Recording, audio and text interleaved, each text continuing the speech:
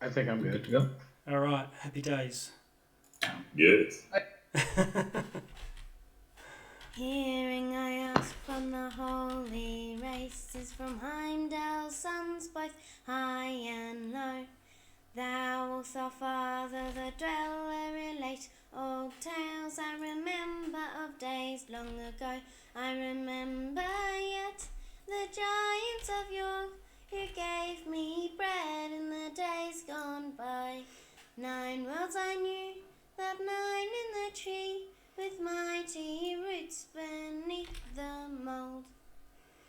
Awesome. Okay. Welcome everyone. Finally here. 15 minutes in. I don't know what it is, but I just had to reboot twice in the time that I was trying to set up. Once I sort of saw that everyone was in, but yes, technical difficulties.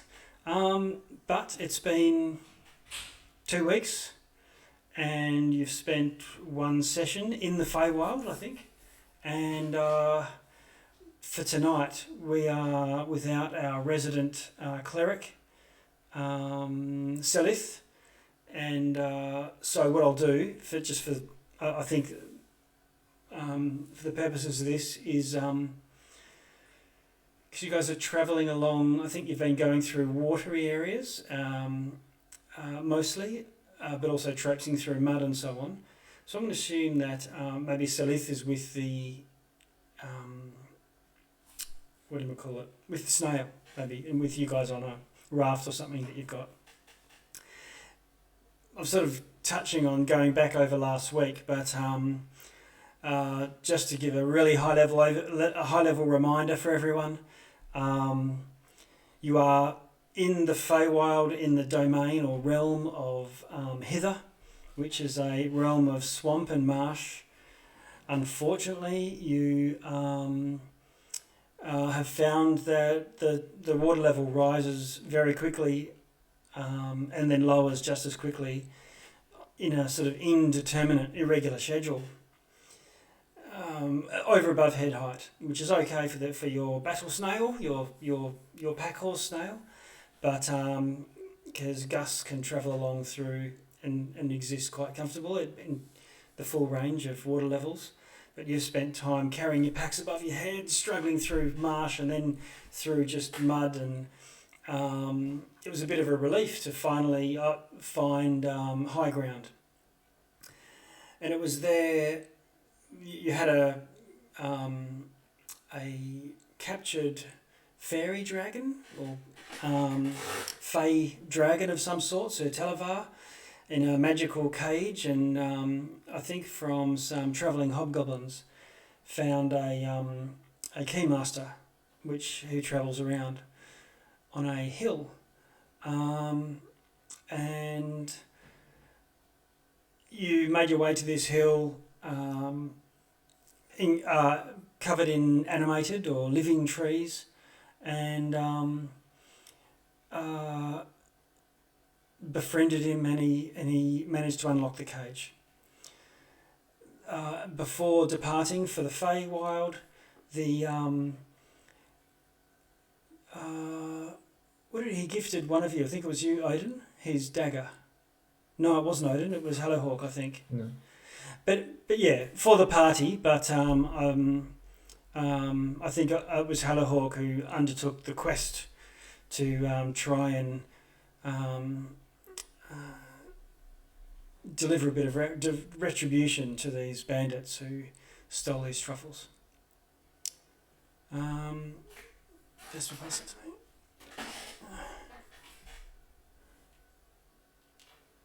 Okay. So I'm just putting my phone down. Okay. Where was I? I think that's where we left off, actually. You just said your goodbyes to Jingle Jangle, the keymaster, and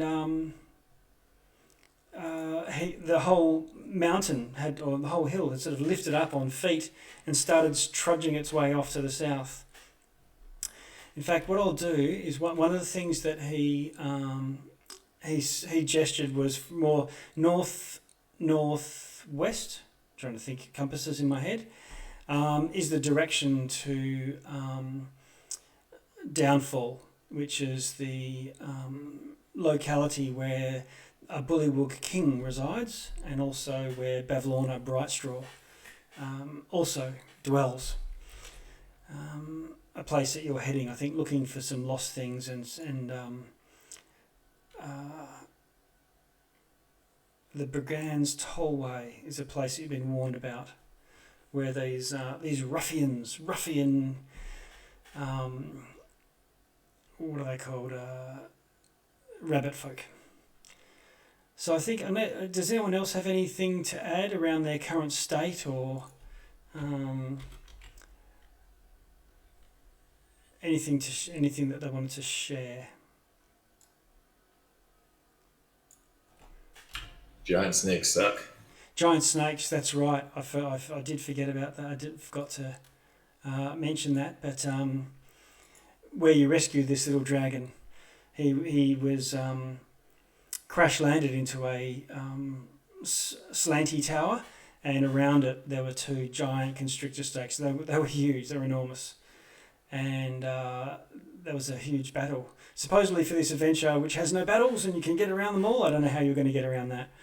Who knows? I guess there's a bit of hints in there somewhere, but yes, giant snakes. And Halahawk had a bit of a slap fight with them. Tanking all the blows. You got to warm up the shoulders sometimes, just get some loose swings in. Exactly. Okay. So you are faced with it's currently muddy, but no material, water level. What do you want to do from here? How do you want to get around?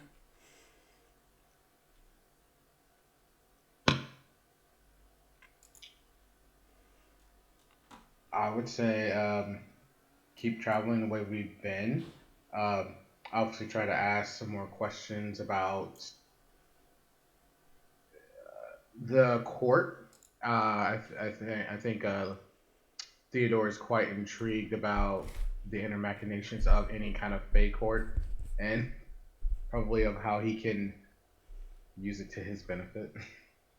Yep.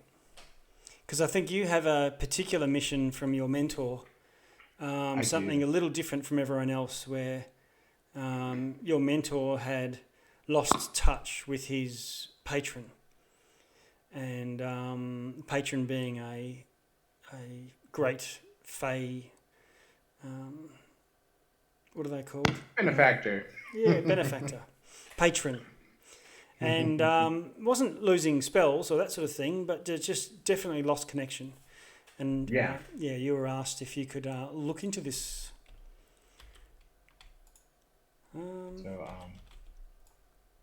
I think he would want to be around people who may know a little bit of something about every creature that's existing in this realm.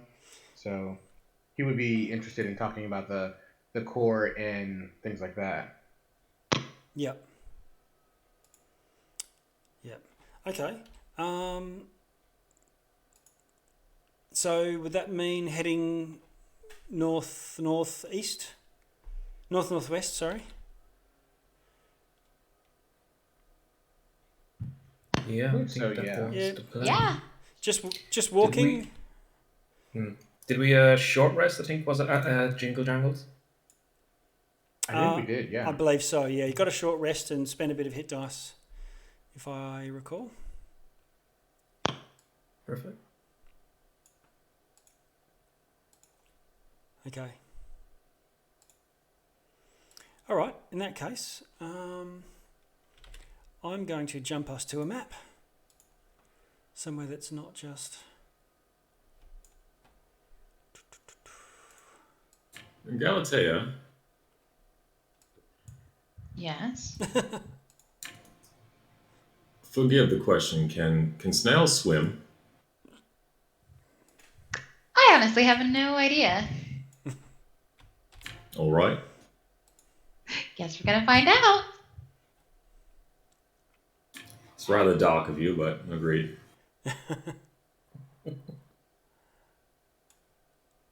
Okay.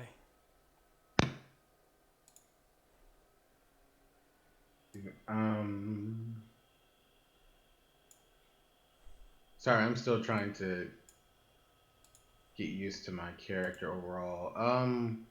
That's fine. I guess as we're traveling, Theodore was just kind of druid crafting certain little things to just amuse himself. Oh, he can also he can actually detect what kind of weather it's going to be with druid craft. Okay. So I'll go ahead and display that in the thing. Okay. So other than being underwater, what kind of weather can we expect? Okay. So looking around, you can tell that it's low tide. There's all these wet, algae covered logs. A few ponds here and there, creaking frogs, and the ever-present crickets and things that you see, or that you can hear. And the stars are lighting up the sky, and you can see them faintly through mist above. It's like a blanket of fog. So while you don't have a very long distance looking horizontally, you can look up, and it's got the light from above as if it's twilight, or close to just after sunset. You detect that. There's no bad weather coming or anything like that. It's likely to continue as it is. I will say that, well, other than the rising tide, weather should seem to hold up pretty nicely. Yep. Okay, you're splodging your way through these ponds, as you can see them on screen here.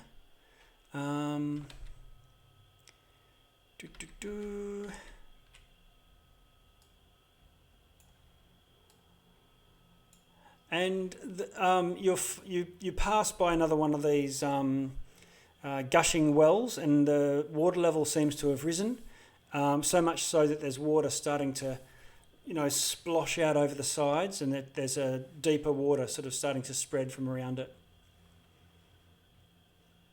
Looks to you like the tide is turning.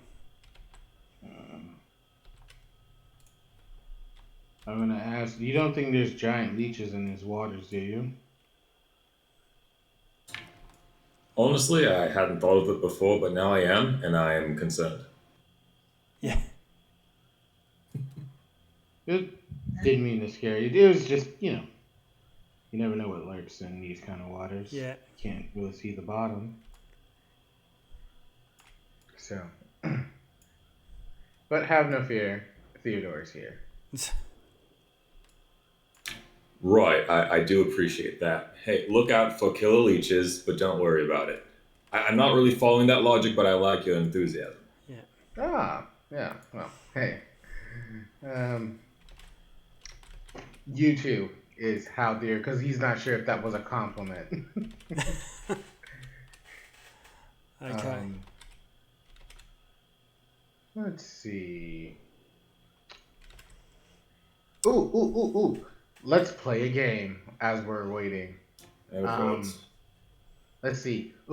Let's play Going to the Moon.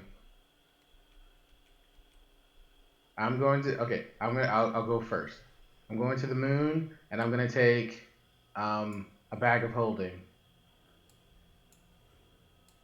And then one of you guys try to say I'm going to the moon, and you got to take something, but you have to figure out what's allowed to be taken to the moon and what's not. So, Galilea, you're going to the moon and you're taking what?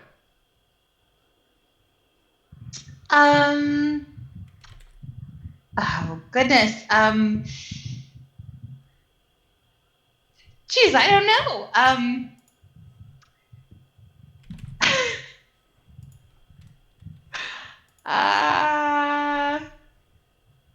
Theodore's staring at you intently.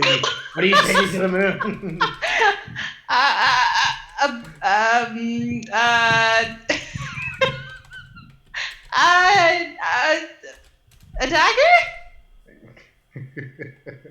This is a wonderful game.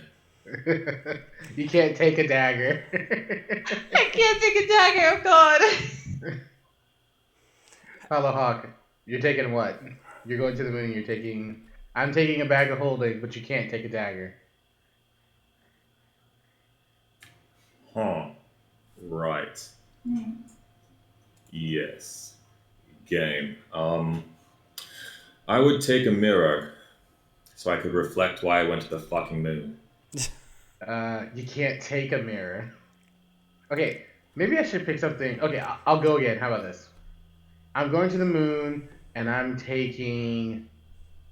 I'll make this obvious. A +1 sword.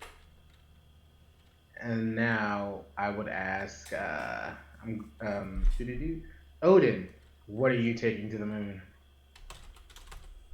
I suppose an endless decanter of water? No, you can't take that. You guys are not very good at this game. What is this fucking game?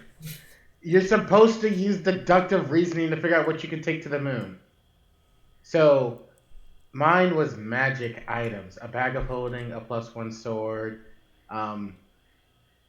anything magical related. So now... You said no to a decanter of endless water, though, which is a magical item. That would be very magical. Sorry. I missed that part.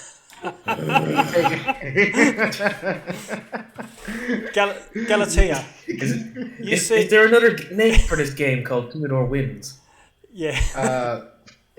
I think that's a better name, actually. Yeah, let's play Theodore Wins. That's a better game.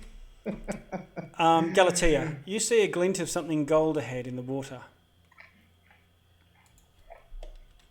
Am I actually supposed to see something? Because I'm like the half the map is like black. Just No, asking. we're just using the top half for now. You see a glint of gold in the water ahead of you. Just off to one side here, where I'm pinging. Oh, does anyone else see that glint of gold over there? Oh, I got this. No, you can't take that to the moon. Am I doing it right? No. No, I don't see anything in the water. Okay. Can you do a perception, Galatea, for me?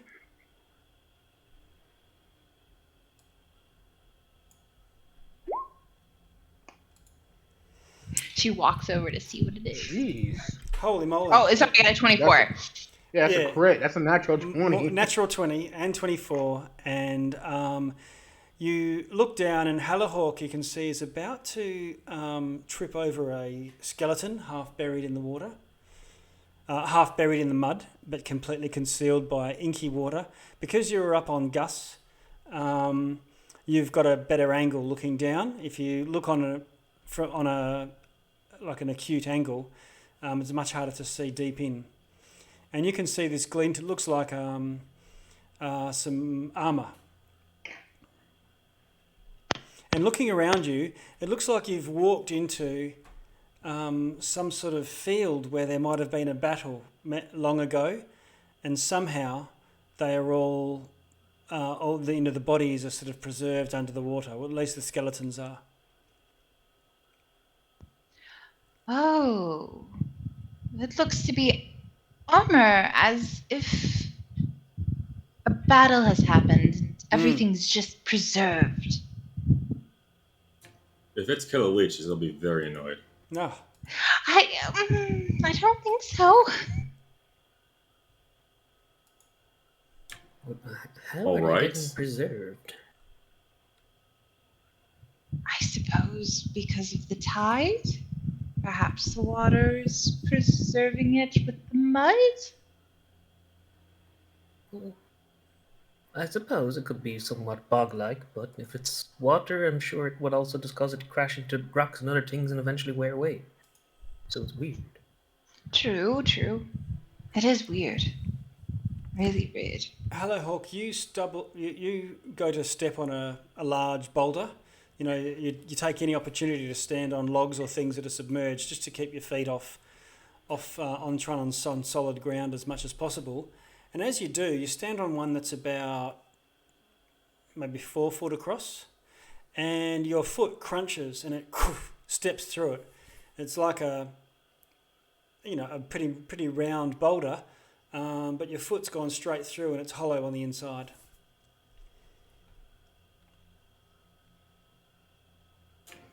Are you alright? Yeah, sorry, I'm just... The Feywild's weird. It's hollow hawk on top of a hollow rock, just... That was funny. Can I try to look into it? Yeah, can you do an investigation for me? Oh, God. 18. Oof, okay. Not only do you see this round boulder, but at the level where the boulder goes into the mud, there's 2 holes. You realise that they're eye sockets. You've put your foot through a skull. Oh. A skull that's about 5 feet across.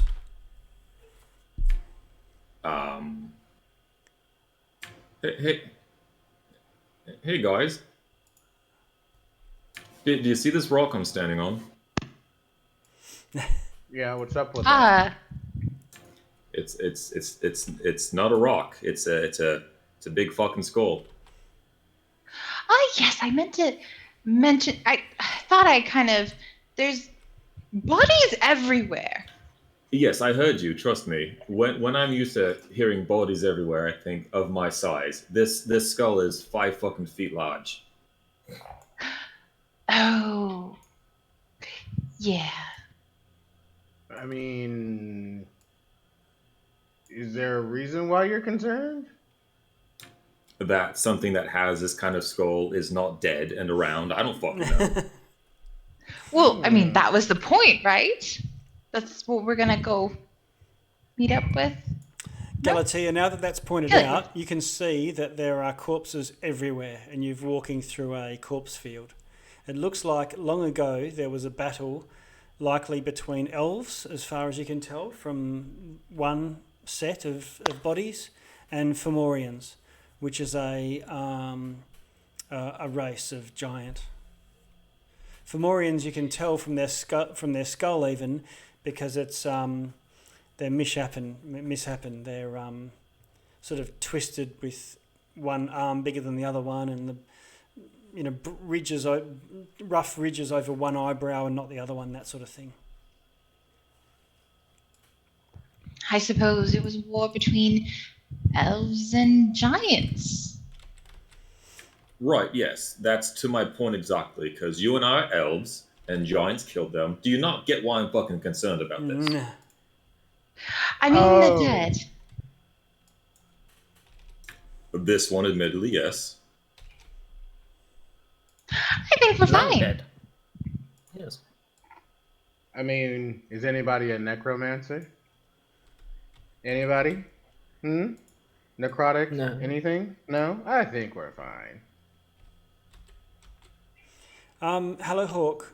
You see movement off to one side as a suit of armour rises out of the muck. While it's dripping and covered with algae and ooze, you see the glint of shiny silver underneath. Galatea, another one, rises up next to you. Oh, look, speaking of. What is it? Oh, gods. Don't be rude. Those could be your people. It's quite ornate. Your people? You know, Our people. warriors, handsome people. Oh, He's trying to backpedal what he said. Nice. Very striking, handsome figure people. Definitely not elven. I feel like we're focused on the wrong things here, all right? We're fine. I mean, listen, unless they start throwing, swords at us, what's the worst that could happen? Exactly. Hello over there. And it just sort of looks at you. I don't know, How are you standing, Hello, Hawk? I'm on top of a giant skull. Yes, so you got 1 foot one foot in the skull. I suppose you've hopped out of that by now, Yes, so I could look inside. and you've still got your glaive. Is it the polearm? Yes. That's the thing that you're carrying, and this looks like it's holding a similar sort of weapon, but you can't see the weapon. It's as if it's got 2 hands out, and as if it's ready to come for you, ready to defend against you as well, ready to block at any moment. All right. Shall we move on, guys? Yes, I think that's probably a good idea. Yes. Theodore, what are you doing at this point? Let's see. Theodore, he sees this, and Well, hold on. Yeah, go for it, Theodore. I think he is just trying to make sure he stays a safe distance as always. He doesn't quite see any danger quite yet. Yep.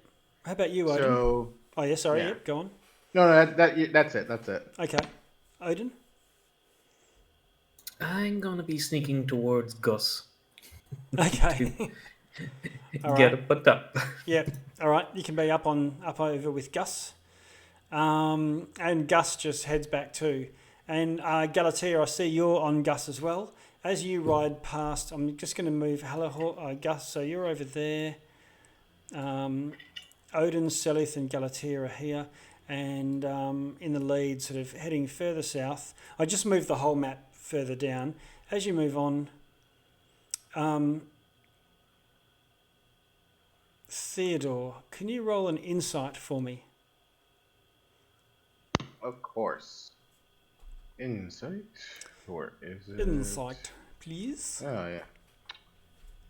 A +0. That's going to be good. All right. Not terrible. 12. Better than adequate. All right. Yeah, that could be your catchphrase.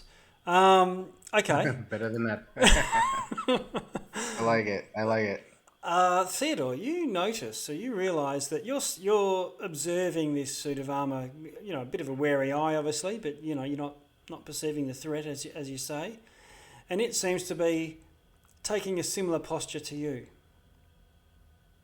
Sort of turning, it's got its shoulders a bit 45 degrees, one hand on its hip, and the other hand up as if it had a chin, although it doesn't, it just has a helmet. And it's regarding you as you go past. I'm always assuming that I'm kind of flying with my wings, a little bit. Yep. Like just kind of hovering. Yep. And I'll stop and look at it, kind of from where I am. Okay. And I'll stand there and I'll do the little salute and say, "At ease, soldier." And it salutes you back. Yes. Really? Yes. I want to do the Macarena. It does the Macarena perfectly in time with you. Hey guys, look at this. And then what's another famous dance?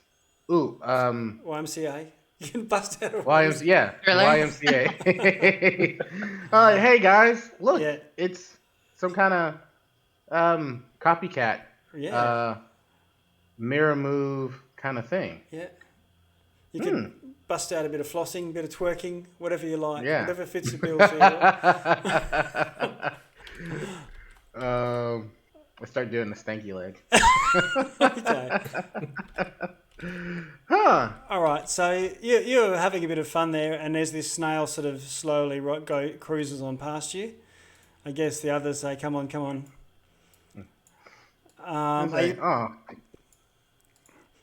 And the one. I don't know. I'm having a lot of fun. So I'm like, man, this is cool. Like, gotta go. And I say, next time, dance partner, Okay. I'm gonna do the cowboy.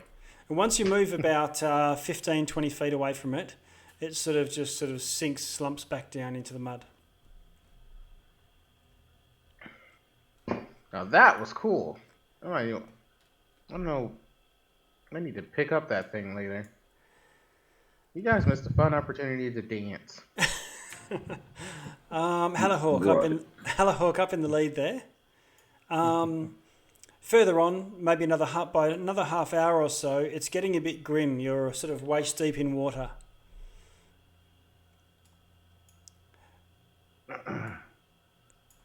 I check myself for leeches. Okay. Oh, the trickster Faye in me really wants to amp with that. You come across after a little while. You probably do find a few leeches every now and then throughout the day. Every hour or so, it's handy to do a check. You come across what looks like a discarded raft.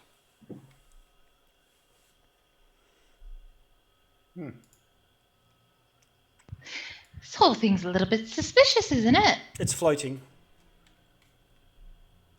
I mean, suspicious is a word. Convenient is Useful is another. another. Yes. Too useful, perhaps. Corpses that follow you, mock you, well, mimic you, and now we have a very convenient little raft. There's no paddles or anything like that. Nothing to propel it, but otherwise it seems okay. I mean, it's not like it's well,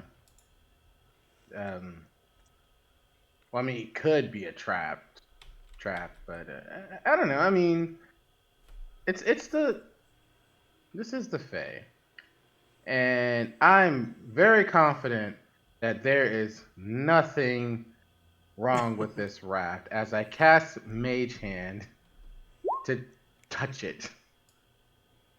And I'll put, I know it can, I don't know how heavy the raft is, but I'm going to see if I can use, kind of shove it.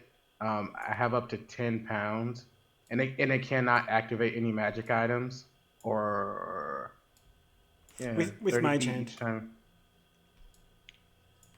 What was that? With Mage Hand, so you with Mage Hand, you give it a bit of a push, bit of a tug. You find that it seems solid.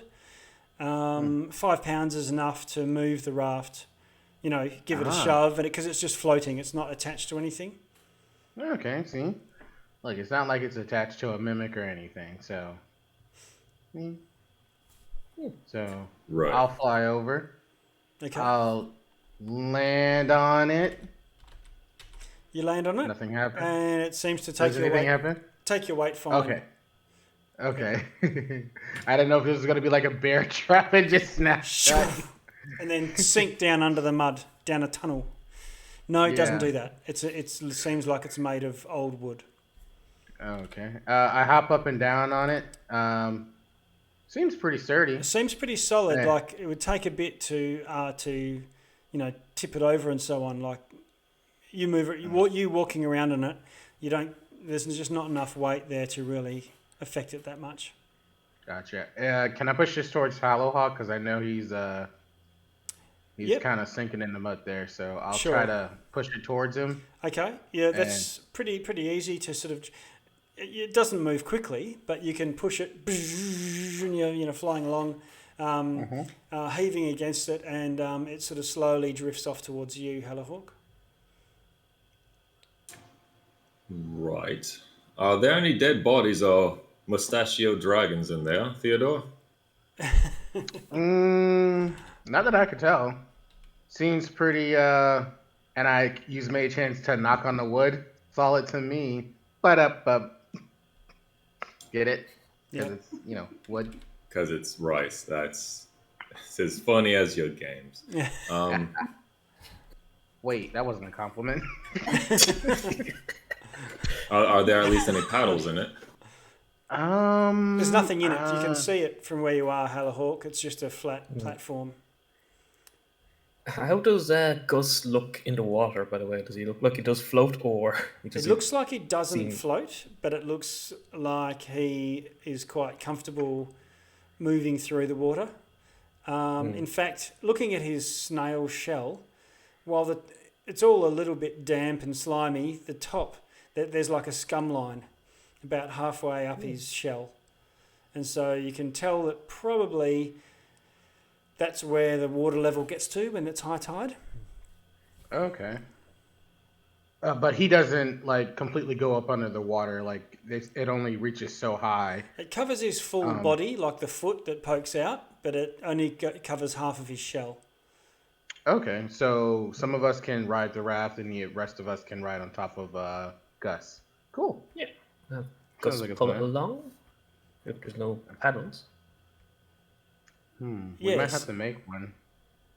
Well, that's all right. If anything, I'll take not having mold in my boots. Yep. I will climb in the raft, and a la a boatman in Venice, I will try to use my my glaive as like a little push stick. Okay, you try that, and it sort of works a little bit, but as soon as you get a little bit too deep, you need something longer. Is there any like nice sized branches or anything like that I could see that would have the adequate depth?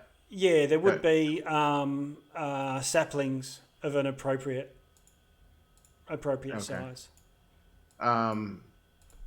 I guess we could cut one of those off and use that. But I know we're in water still, so I don't know how easy that would be for Hollowhawk to actually do. Yep. Do you want to give that a bash, Hello Hawk? Well, Theodore, do you have any rope? Rope. Well, let's see. What's in my inventory? I see there. And you see Theodore starts pulling out, let's see, I have some extra clothes. Here's a crystal, leather, lyre, sling, book, ink, a bag of sand, parchment, small knife. Nope, no rope. Other possession? No rope, sorry. All right. Well, you being a sled fairy's out of the question then.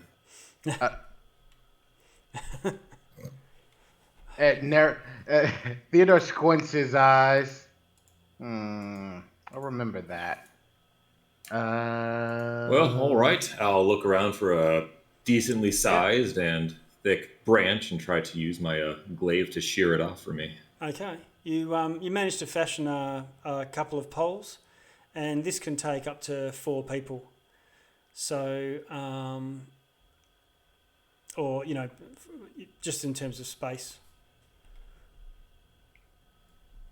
So I know there's technically 5 of us. I don't know if we want to take Gus everywhere. I'm fine with that. I like a pet for the party. It's always fun. But I was intending to ride this with Hollowhawk. I don't know if anybody else wanted to join. Okay. I'm fine with that. Me and Gus will just follow you on land till the weekend. I'll jump on the raft, leave a bit more space for Celis and Galatea.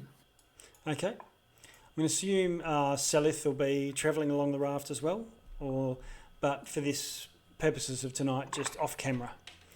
And Galatea, you can be with Gus. Okay.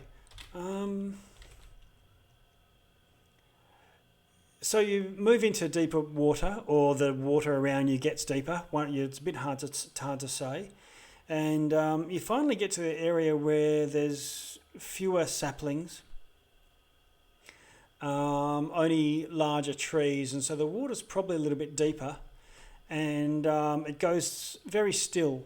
The mist gets a little bit thicker, and it's quite eerie. There's this sort of glowing lights, which as you go past, there's probably some sort of mould or algae in the water, and it's in patches of different colours here and there.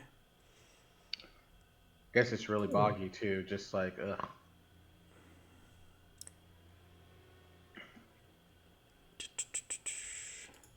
Yeah, it is. Although really it's bad. it's boggy if you do hit the only if you go down sort of waist deep. But I don't think anyone's been in the water now for some time. You've all been up and about. Casually poke the funny coloured algae as we go past. Okay. Go. The foggy marsh stretches out beyond you, and you come to what looks like a jetty. You know, a walkway on raised stumps above the level of the water. Hello. I'll move us to a slightly different map. Okay. Theodore's gonna say, "I spy a new path." There we go.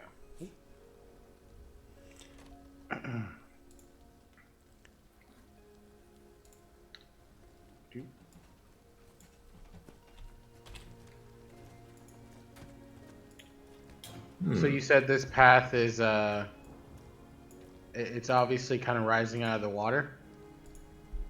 Right yes. there. Okay, I see it. Okay. Theodore would obviously hop over there, getting off the raft. Okay. And say, all right. Well, I think we're heading in the right direction, Galatea, or at least a direction. Galatea, off in the distance, you can see another walkway going off at an angle. North, in this case, is down at the bottom of the map.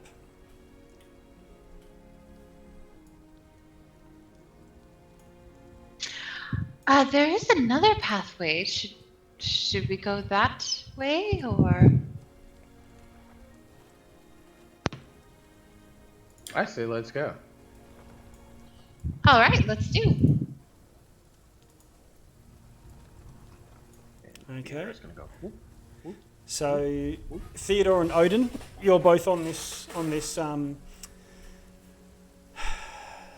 this causeway. Well, it's not a causeway. It's a rickety jetty. It's about 10 feet wide, maybe a little bit less than that. And it looks like, as you move along this, that there's rickety causeways made of wooden planks, and they form a bit of a web-like structure above the bog. And while there's a thin mist covering, you can see enormous trees every so often. And you go past a couple of those. You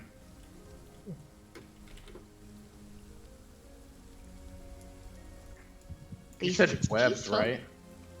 Hello, Hawk. Are you poling the raft alongside them? Yes. Yeah. Okay. I mean, I don't know if there's a murder house at the end of the jetty or not, so I'm going to stay in the raft for right now. Yep. You know, you're so suspicious, Howlhawk. You need to learn to live a little. Yeah, and I would like to keep fucking living. Do you remember where we are? I mean, as far as I'm concerned, I'm home. Oh, yeah, that's a good point. Theodore, my house is a little hostile. Theodore, your foot goes through one of these planks, and you almost, you catch yourself obviously with your wings, but there was a chance of you going into the drink. Ooh. So, I catch myself. Well, watch your footing, Odin. Obviously, there's no good maintenance here. So. And Yeah, that's fine. Okay. And I'll keep going forward. okay, so Theodore, if you lead on, and Odin, you follow as you want. Galatea, you should have control of Gus, and you can move your character along with them. Hallahawk, are you shadowing as well, just keeping off to the side? Yes, just kind of staying abreast of them as they move down. Okay. I'm just letting Teo head along, following his path. Okay. Oh, Galatea, getting up onto the causeway with Gus, it looks like it can't support his weight. My apologies. Yeah. I didn't recognize that. You get up, and it's sort of the whole bit that he sort of starts to slime his way onto just collapses. And Theodore, you see there's sections of planks missing here and there. You find come up to a T-junction. Hmm. All right. Which way do you guys think? Left or right? Or left or right? Eat. What direction do we all want to go? This way or that way? Maybe we should just maintain our direction for now. There's been a lot of splitting off. Yeah, listen to Galatea, I think, then. All right, then. Let's continue forward. Okay, so keep heading in this sort of south. Well, no, whatever direction it is, off to the angle. Just pause there for a moment, Galatea. Because you can see that there's a break in it. It seems to turn a bit of a bend and then... let's see, Galatea.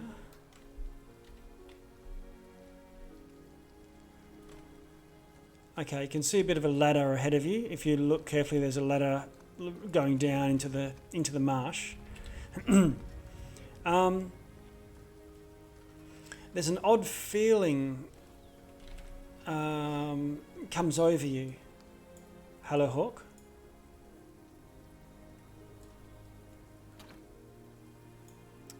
Vertigo.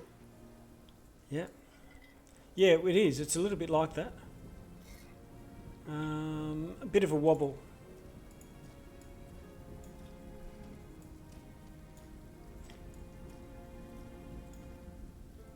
Oh, I feel funny.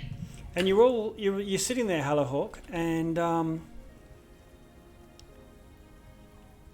you're looking at like Selith. You look over at Selith, and you realise that Selith's sitting there, legs crossed, knees up, or just standing there looking out with the long cloak and so on. That there's two of her, and then looking carefully, you realise that you just thought it was just another, because you were travelling along with four of you on the raft before, and you hadn't realised that when everyone got off, when you do a head count, there's one more than you thought there should be. A hooded figure seemed to have joined your group, and you see the figure turns and. You see, beneath the hood of this cloak is another Harangon, and he casts his cloak dramatically off one shoulder with a flourish, revealing a bright blue scarf underneath, very long, and seems to be animated almost. It's flowing and there's no wind. And he says, "Ha ha! And now at last we clash." And he wields a weapon like a long, slender rod of iron, but the end of it is like a little branding iron, and it's red hot. It currently is red hot.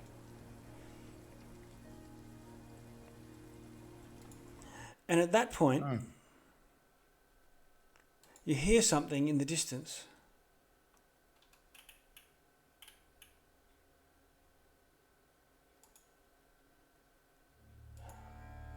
Bagpipes.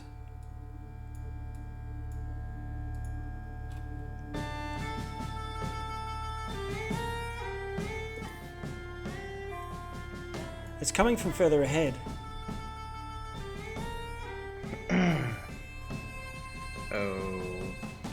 Okay.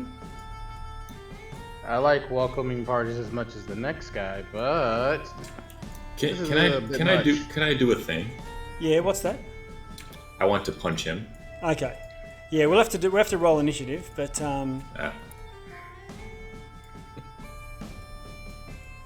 because out of the mist comes this boat with rowers.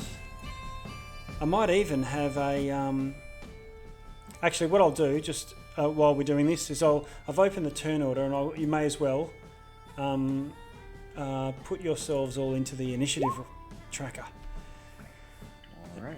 Meanwhile, I'll see if I can find a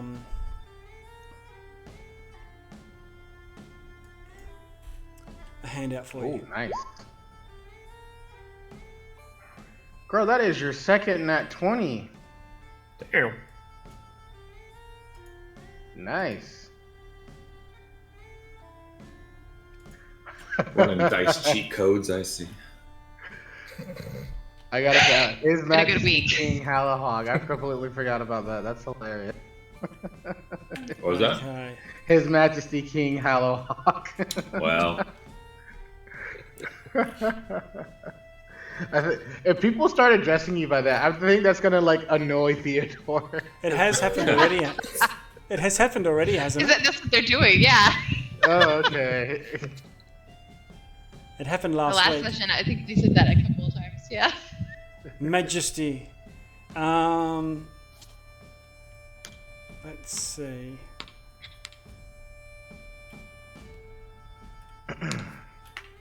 While we're waiting for that, I'm gonna get a refill of my coffee. I'll be right back. Yep, no worries.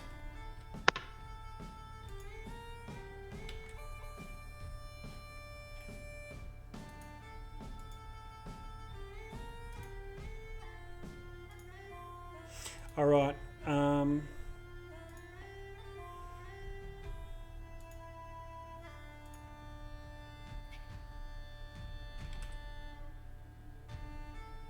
just saying, Hallowhawk's under a bit of stress recently, and so if some guy just pops out of nowhere and goes, "Ha ha," there's one recourse you'll take. Yes.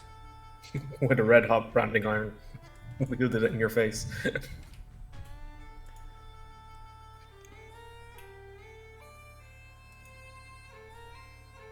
Here we go. I've got a handout for you. Show to players.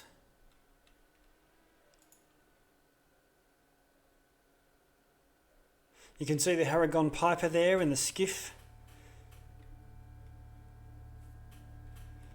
And this tricksy branding iron dude. Ah, an actual branding iron. It's Yes. not a metaphor, you guys. Oh no.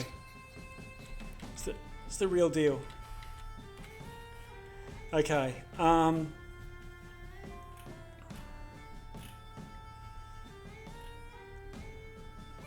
Hot branding iron in one hand, small round shield in the other, cloak thrown off, bagpipes erupt. You recognise this song that's being played, and it's the same song that the Harangon brigands were singing as they marched and that you fought earlier, a few hours ago. And Agdon sings the song about himself. There's a wide grin on his rabbit face. And I think, can you see, Galatea, a boat coming into your view? Not yet. Oh, yep. I just had to bring it into your layer. Control L.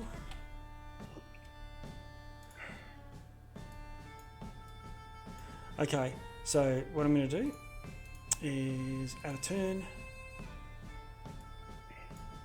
turn for the raft is going to be a pain because it's stopping me from. Let's see, GM.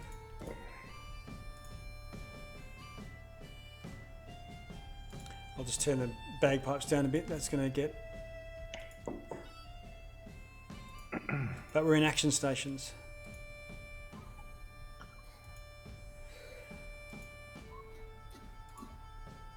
Okay, so how are we going? We've got Hello Hawk. Oh, Theodore. Was it you that rolled the natural 20, was it? No, it's Galatea. Oh, Galatea, yes. Yeah, she's the queen. Okay, well I've got two d20s to roll. Oh. The Harringons are not off to a good start. And hold Agdon. Okay, I'll just slide them into position here. Okay, Galatea, what do you want to do? Sorry, took me a while to get my act together. That's okay. I know my friend here is going to hit, but They don't seem like they're gonna come at us, right? We haven't seen anything like threatening yet from them, right? No. Although, obviously this guy that's cast off his cloak is wielding a weapon and has a shield in hand. But he's not looking like he's about to thump Hallowhawk. But he looks like he's on guard, like a dashing bandito.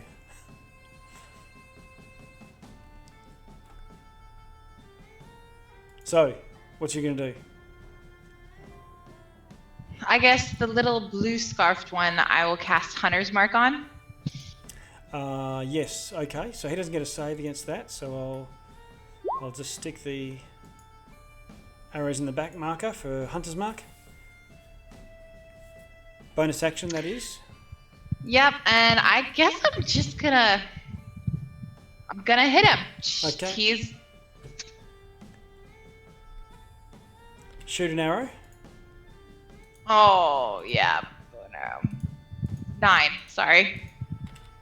Armor class 9 misses. And you can tell from that he is very dexterous. Oh gosh, this is gonna go badly. And that'll be it for her. Okay. Alright. Theodore, at a 20, what do you want to do?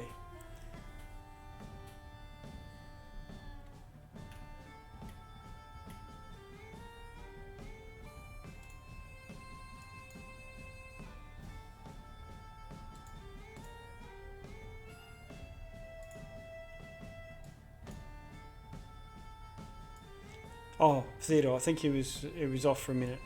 I'm going to move to Agdon, unless Theodore you're about. Yep, no, I'm here. Sorry, Okay. I cast Unseen Servant. I'll cast it right here in between Silith and the other rabbit folk. It has an AC of 10, 1 hit point, only a strength of 2. It cannot attack.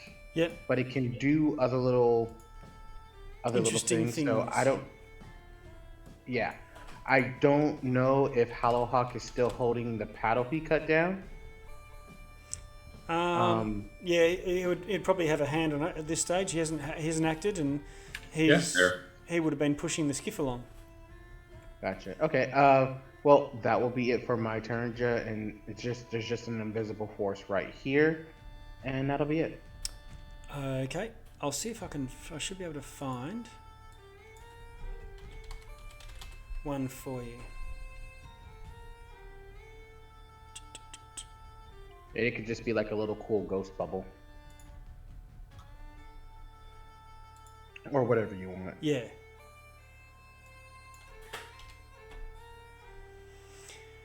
Okay. Oh yeah. I'll find something and put it there. And then Mr. Blue Scarf goes.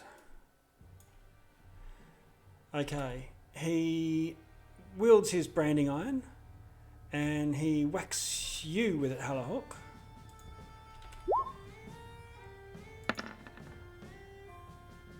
Oh, hitting armor class 9. No, that's a little bit under. Okay, you dodge it. And however, he reverses that and swings back, swishing again, and he misses.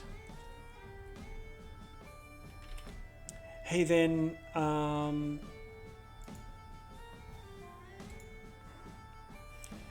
crouches down and then springs, bloing, so quickly, Hallowhawk, that you can't quickly lash out, getting a attack of opportunity, a free strike. And he jumps and he lands on a sturdy piece of walkway.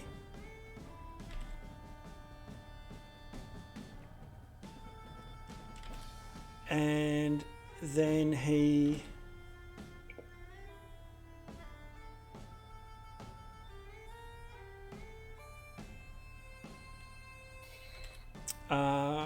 runs 10, 20. Can everyone still see him at this point? He's out of my field of vision. Not me. Same. You can see him, Galatea? Nope, he's out of my vision. Okay. All right, and so he sort of, you hear this as he sort of runs off, and then a couple of sploing, and that's him. He took 2 swings and then bolted. Odin, what do you want to do? I'm gonna squeak in horror as he strikes a Haddock, jumps onto the thing, runs into the darkness. Oh, crap.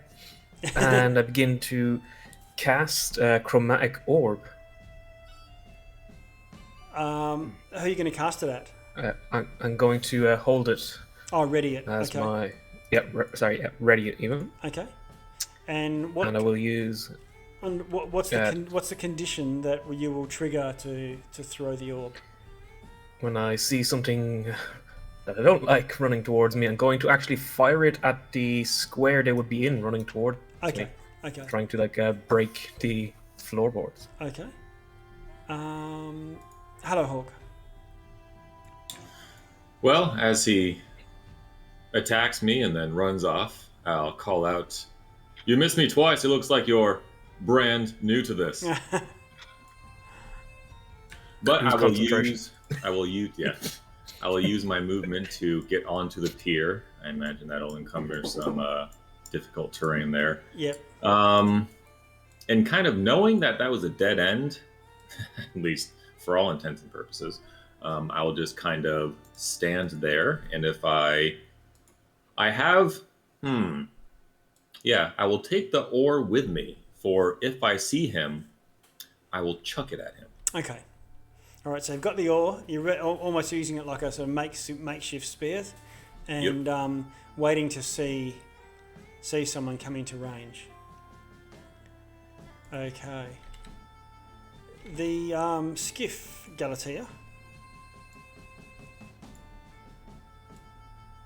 comes over to here, to the end of a jetty. I don't know if you can actually see them or not. I can see. You can? Yep. Okay.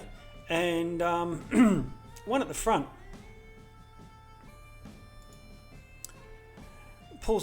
raises a crossbow and shoots it at you. Hitting class 15. Yep. It hits. Yep.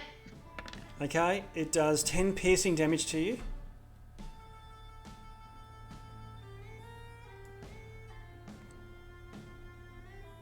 And it bounces off onto the jetty.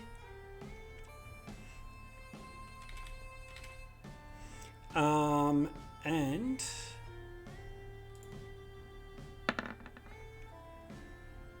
he tries to be still and completely fails at his stealth. Natural 1. 2 others, wielding clubs, get onto the jetty. And 1, 2, 3, 4. That's 20 feet. 1, 2, 3, 4.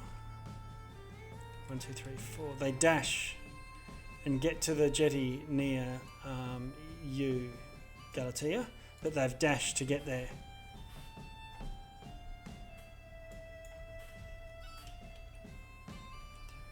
Another skiff, Hello Hawk, you see probably comes into your view at some point.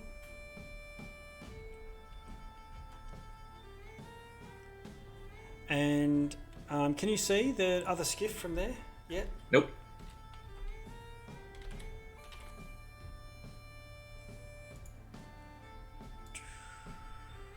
Okay.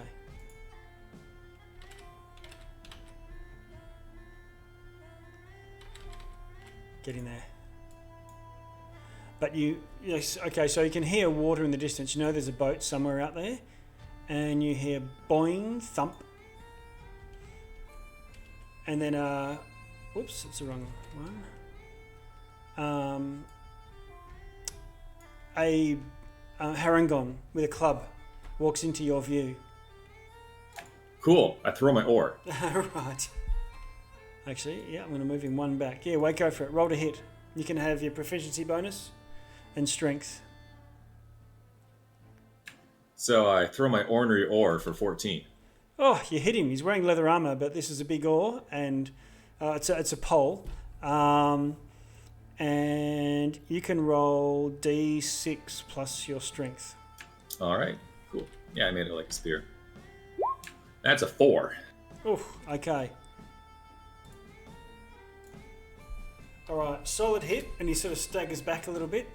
But doesn't knock him off the jetty and doesn't completely wipe him out.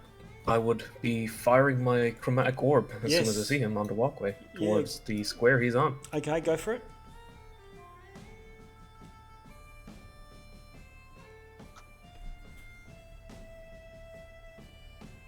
Roll to hit. A 7 to hit Oh that no. square. Okay, so while you hit the pier, inanimate objects or constructions have an armor class based on how tough they are. And so their armor class is whether your damage is significant or not. So the orb hits the jetty, but probably hits where there's a big buttress underneath. You might blast some wood away, but it's not enough to knock a hole in it. Yep, no problem. Yep. Okay. And at that point, Hallowhawk, a crossbow is raised at you and comes shooting in. Oh, hitting armor class 24 and doing 6 piercing damage. And then we move on, Galatea. It's target rich.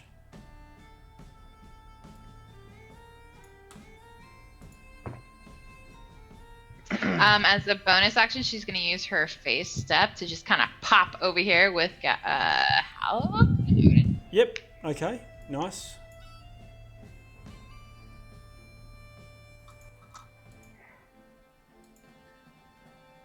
Oh man.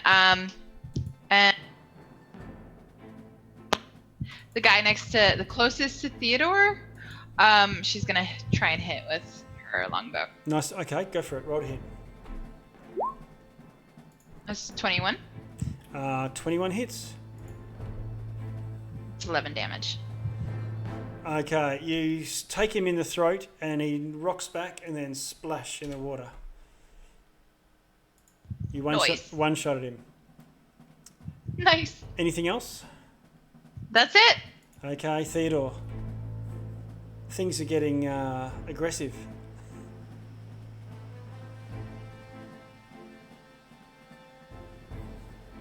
I can't hear you, but I can see you moving away.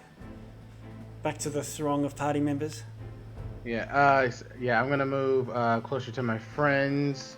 That was Okay. what, 5, 10, 15. I'm gonna go 10 feet up, so I'm hovering 10 feet in the air. Okay. Let's see. I am going to Eldritch Blast this guy over here. Okay, the brigand to near Gus, where Galatea was. Okay. Yeah. So Roll I'm gonna go ahead to and- Eldritch Blast, so roll to hit. Yeah. That's a miss. Oh, I'm class 7. Okay, now Seven. these guys are a bit slippery little suckers. Yeah. And it misses him. My butterflies misses. They miss. As a bonus action, my unseen servant can move 15 feet, so he'll go from 5, 10, 15, and he'll be right here-ish, right behind Hallowhawk. There you go. Yeah. Actually, right here. Okay, see if you can move that around. You should have control of it. Yep, I do, and I Okay. love that symbol. That's a cool symbol. So if you look in your journal, there'll be a folder called spells, and there should be heaps of spells that you would have access to that you can see. I see. And you should even be able to drag those onto the board and then move them around to position different things. Lovely. Thank you, sir. Okay, so good. Here goes. Okay, and then you hear a sprinting rabbit come charging through. 15, 20, 25, 30. At that point, he leaps in and he whacks with his branding iron.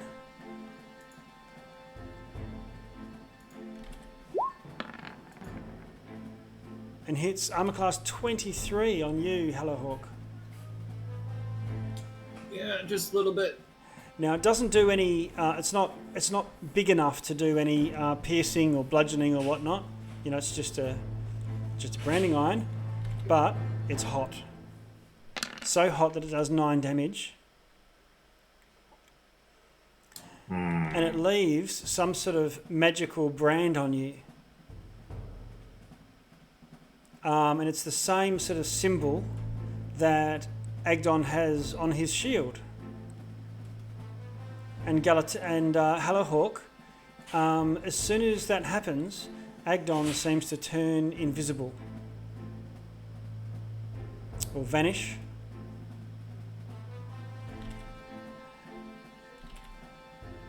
And then Galatea, you see Agdon hop. He hops 20 feet and lands over here next to you. And he whacks at you. Oh, hitting armor cast 12. Missing, I presume? Missing.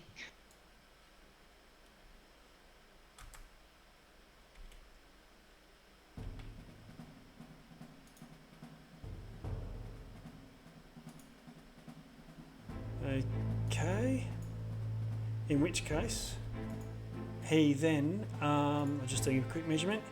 He backs away from you, super fast, trying to get away, but he's already run a long way to get to that point, so you might still be able to see him. Odin, what do you want to do? Okay. Did he become visible once he went over there and attacked? Everybody else could see him. Hallowhawk cannot. Oh, okay. I'll rush up. You okay, Galatea? She's unharmed. And I will cast Tasha's Hideous Laughter at him. Oh, on Agdon? Up there. Oh, yep. That Nice fella one. running away again. Okay, and that is, what type of save are we looking at? That is a Wisdom saving throw. Plus a Okay. DC 12. Oh, 16, unfortunately. He has a little chuckle in your direction, and things get serious. Is that your turn? That would be my turn, I Hello, guess. Hallowhawk, what do you want to do? I will make a cacophony of noises of pain from being branded, set on fire, and then he disappears from me. I will. I tell you, playing every fortnight makes me forget a whole bunch of shit. I will rage. Handy. Yeah, I can't see where the little bugger went to, so I will do the next best thing. I will see if I can break the curse and actually hit with my primary weapon. Okay. You pick up Go your for it, glaive. you got this. As I'm running, I kind of windmill it around and try to come across this little bun right here. Okay. He goes, ah! A 13. A 13 misses. Streak continues. At least you're consistent. Yep. And rage was your bonus action, I believe. Yes, that is it for me. Okay. The brigand, wielding his club, tries to dong you. Here it comes. I'm class 23. Yeah, dong away. Okay, doing 5 bludgeoning damage. That's halved. So is that 2 or 3? Half it. 2 damage. Right. Oh, because you're raging, you mean? Yeah. Yep, 2 damage. The sniper is going to shoot at you with his light crossbow.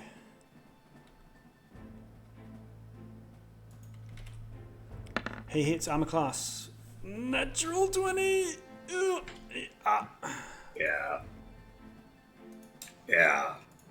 Yikes. Okay. In which case, it does 17 damage. So 8 for you, raging. How you doing? All right. Well, Hallowhawk makes the decision, completely voluntary, to take a nap. He goes unconscious. Oh my god. Okay. So that was the sniper. The brigands. 1, 2, 3. Then they go to get off. 4, 5, 6. That's 30. 1, 2, 3, 4, 5. And there'll be another one here. Okay, the first one he comes to takes a swing at your illusory servant. Hitting class 7. Misses. Okay. He can't get past him. So that's it. And then the ones down the south there. 1, 2, 3, 20 feet and comes up to you. You're 10 feet in the air, aren't you? Yep. So it'll come around to you, Odin and Galatea. And D6, odd, it's Galatea. D6, Oh, crap. even, so it's Odin. Okay, Odin, you get a club wild in your general direction. Class 15. That hits. Oh, it hits. Okay, the club does 3 damage. 1, 2. Another one you can hear running up. 3, 4, 5, 6. That's 30 feet. 1, 2, 3, 4, 5, 6. He comes into view, but he's puffing. He's gone his full distance. 1, 2, 3, 4, 5, 6. And let's have a look. That's it for all the brigands. I think they're all... Yep, that's it. Galatea, what do you want to do? Well, I guess I'm gonna try and shoot down the one with the blue scarf since I have hunter's marks still on him, I think. Yeah, and you can see him. He's in your range. Does a Ooh. 17 hit? For Agdon Longscarf?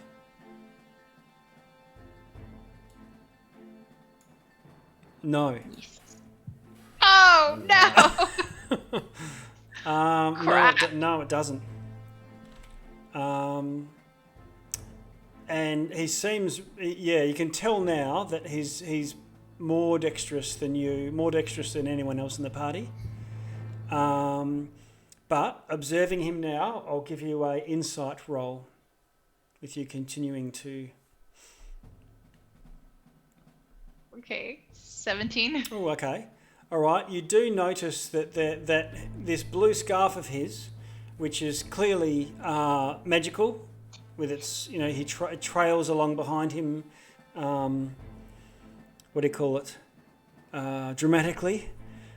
It's about 15 foot long behind him. So while he's very quick to hit, the scarf is probably something that'd be easier to try and grab if you're trying to pin him down or hold him still or anything like that.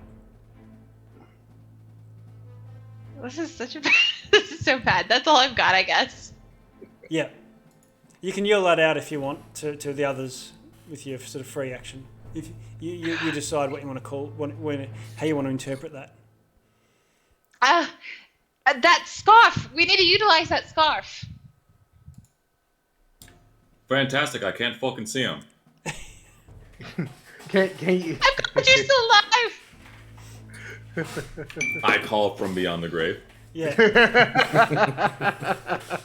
You just feel a presence of Hollowhawk. Are you on 0, Okay. Hallowhawk? What's up? You've lost all your hit points, haven't you? Oh yeah. Yeah, okay. So Theodore, what you want to do?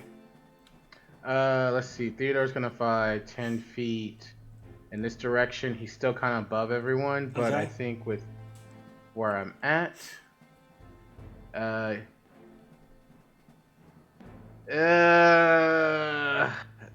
my apologies, Odin and Galilea, but I think this is the best thing that I can do. I am going to activate Fey presence, and I'm going to use. Hold on, let me cast it. I'm going to use the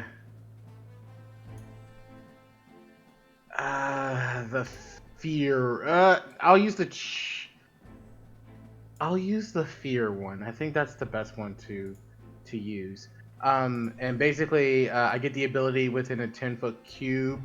As an action, you cause a creature within a 10-foot cube originating from you to make a Wisdom saving throw against your Warlock spell's save DC. The creature that fails the saving throw are all charmed or frightened by you, my choice, until the end of my next turn. I'm going to choose Frighten. Okay. And the way I actually have this happen is that when I activate this presence, you actually see a masquerade mask form on my face, and it's the face of intense like dread and horror. And so anything within 10 feet of me needs to make a DC 13 Wisdom saving throw. Okay. Or be frightened of me. Just on the area, it's a 10-foot cube originating from you, so Yes. Not a 10-foot radius aura. So yeah. it's sort of like Burning Hands in that way. So I've drawn a 10-foot cube for you, so you can actually direct your anger west and clip 2 of those brigands if you want. Or directly down. I'll do that. Or directly down, you'll only get 1 over there. So if you're trying to maximise who you get, you can probably get the 2 that are close to you, just to your left. Yeah, I'll do that. Okay. And hopefully they'll fail. Okay, so what's their DC that they're looking for? 13.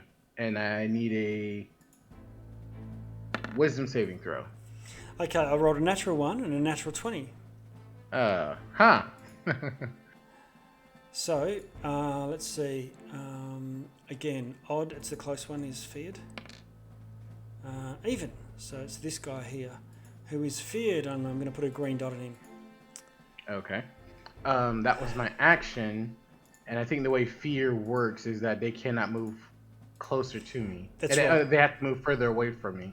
So I will fly over right... Oh, that's my unseen servant.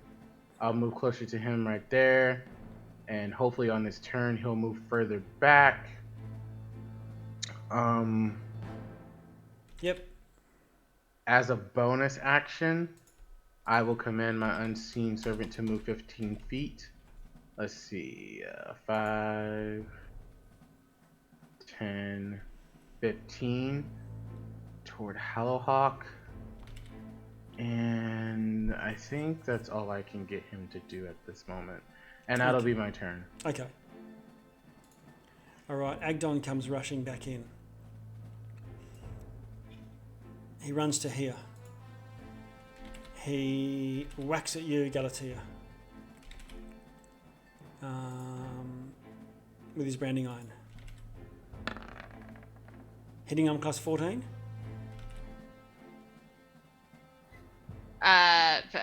Sorry, you said 14? Yeah. Misses. Ooh, okay. All right. Thank God. Yeah. Okay, he's going to bounce over here and take a whack at you, Odin. Class 22. Yep. He does 15 damage. Oh! I'm down. Okay. And then he runs 10, 20, 30 and off. He's invisible to you, Odin. Odin, yep. Everyone's invisible to him right now. Yeah. He hasn't hit Galatea yet. She can see him, and so can Theodore. Hey. Failed my save. Right. Oh, you find you're not needing to do death saving throws from this brand. It's very hot. It does a lot of damage, but it's surface only. Being a branding iron. Oh, So he's just essentially like knocked out Yep. or unconscious. Okay. It's not like Okay. a killing blow kind of thing. Yep. Or perhaps he's only using, what do you call it? Non-lethal hit. Yeah, non-lethal damage. But it's the brigands that go next, unfortunately. And there's one here. Now let's do the frightened one first. So it can't willingly move closer to you. You're directly, almost directly above it. He has to move away. Yeah. So he's going to move back. 2. Whoops, that's Hello Hawk. 3, 4. Go to about there. And he's going to get a sling out and throw it at you, scary Theo. And he rolls a natural 20, but it's a disadvantage because he's frightened of you. Thank God. What's your armor class? My armor class is actually 12, so he still hits. He still hits. It's just with a sling.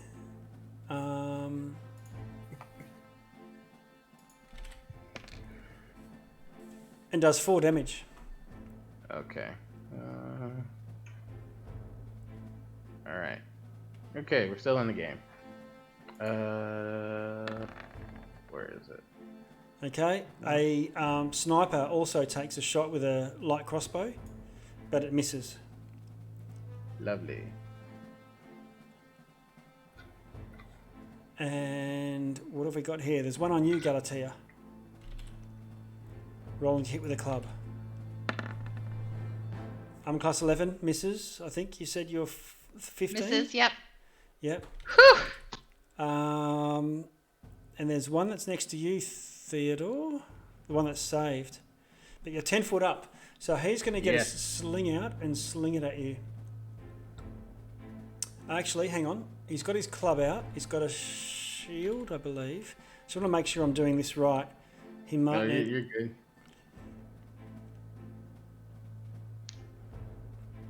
No, he's going to... Because he doesn't want to just throw his club away. So he does his free action to put his club away. He can't put something away and get the sling out. So he's going to back off a little, back down here, and put his club away. That's his free action. So he'll have to sling next turn. Okay. But this guy here is going to be able to sling at you. So you're going to cop 1 at least. And I haven't done the sniper yet. 23. Hits. Theo. Here it comes. 7 damage. Yeesh. How are you looking? Not great. Okay, and this guy. Last one. Galatea, armor class 12 misses. Yep, miss. So, we're back to you, Galatea. She's gonna yell to Theodore. Can you talk to them? Can we fix this?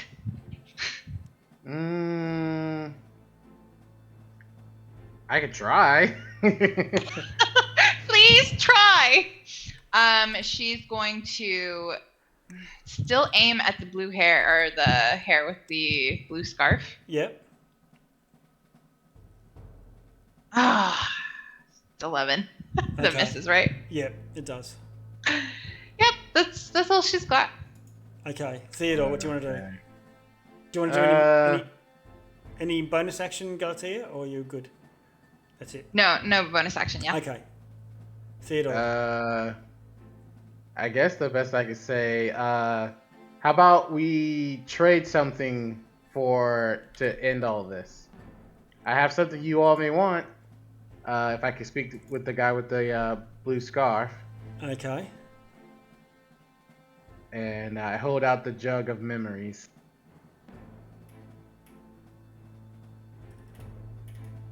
Oh, fond memories. Yeah, that's what it's called. Does that encourage anybody I'm just to checking. So listen? you're calling out, yep.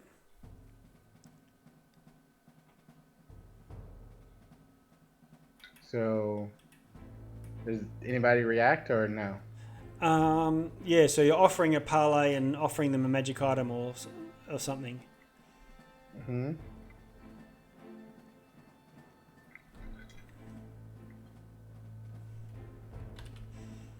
Going once. Can you roll a persuasion? Ah, thank God, yes. Persuasion. All right, here we go.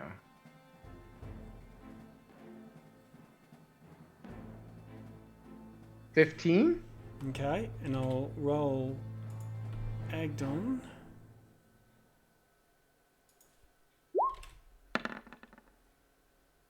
$20. Okay, he doesn't go for it. But he does come into view at the range of your vision. Okay, I've tried to reason, so I'm gonna Eldritch Blast him Okay. if I still can. So, which is a range of 300 feet, so I should probably been doing that in the beginning. All right, You can't see 300 feet around here. This is true. Okay. 16 to hit, misses, I bet. Yeah, it does miss. And he sort of dashes over here, 10, 20, 30, excuse me, from here. And when he gets to here, he sort of does this huge boing and bounces 10 foot up in the air, swipes at you, and then lands on top of Hallowhawk. Or, and he hitting class 12, Theo. What was it again? Class 12, so it's going to hit and do 11 damage. Okay, yeah, I'm down. I fall out of the sky. And splat. From where you are, even mud. Okay, Galatea, to your horror, Theodore falls out of the sky. His head clips the edge of the jetty, but his legs are heavy enough and they flop down, and then he falls face first in the mud unconscious.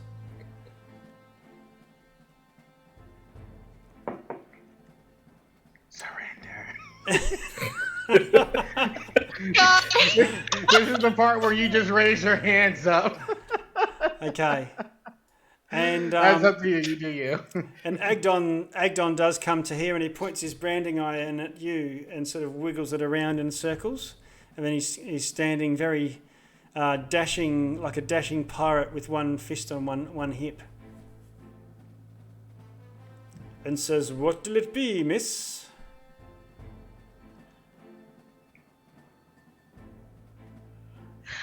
I surrender. Okay. All right. He orders one of his brigands to fish Theo out. Blub, blub, blub. And he hauls him back on deck. And he orders the brigand. He says, "Oh, put away that weapon." Just do so. Okay. Hands up. Okay. Yep. And they're not murderous or anything, but they tie you up and blindfold you. And at that point, you see that it looks like they're tying up and blindfolding all of the other unconscious characters.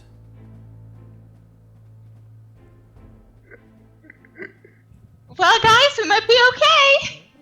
Maybe. We're all No one unconscious hears except you. for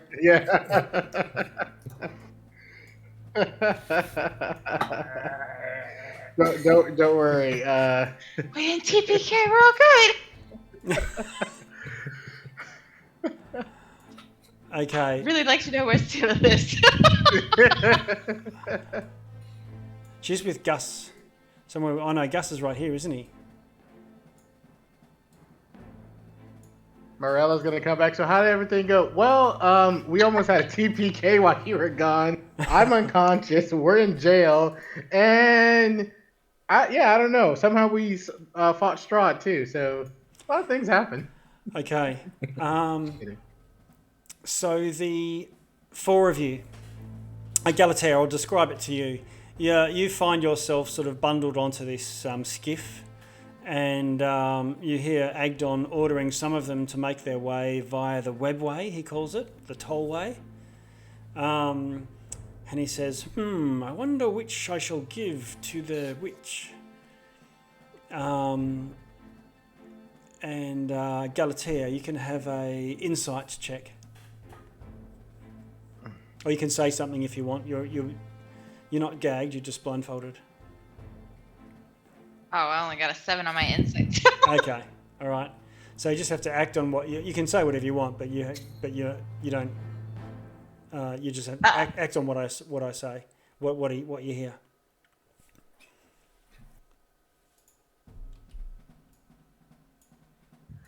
She'll try to ask him, where are we being taken? Can you roll a persuasion?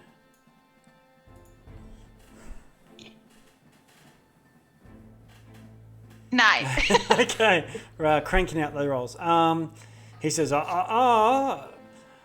there's blindfolders for a reason, miss. And let us go and set forth for Muddy Stump. Oh. Okay, and you can hear the oars go, and you can hear that they've probably taken your raft as well, and you travel for maybe about 20 minutes or so, and then bump into dry land, and you can hear Harangon unloading, hauling the others out, and you find yourself on dry ground and being led somewhere. Generally, you're going uphill, and you go through that. You sort of have someone sort of pushes down on the top of your head, like so you don't bump your head when you walk through what is probably a doorway, and you find it just gets the air gets a little bit more still, less of a swampy smell, but more of a humus, like damp earth smell. And then you are told to sort of sit down and lean against the stump. And is there anything you want to do at this point? Just comply and not die. I like that. I like that. Comply and not die. Comply, not die. That's yeah. It's the group motto from now on. All right. They rummage. You can hear them rummaging around through backpacks and stuff like that, and you can hear a sort of squelchy sound of Gus, probably somewhere nearby. You hear them talking and overhear them saying, "When are they? How soon, boss? Till we take them all to the Soggy Court and hand them in."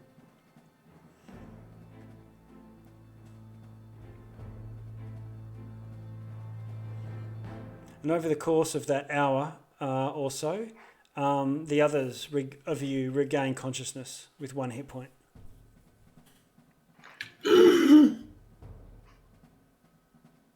Wake up. Okay. Ow, my jaw. The hell happened? What did you? Oh, you got killed by. You got put out with the branding iron, didn't you? And then landing in the with your head on the. You got a sore back of the head. Yeah. Your degree of difficulty on the landing was 3.5.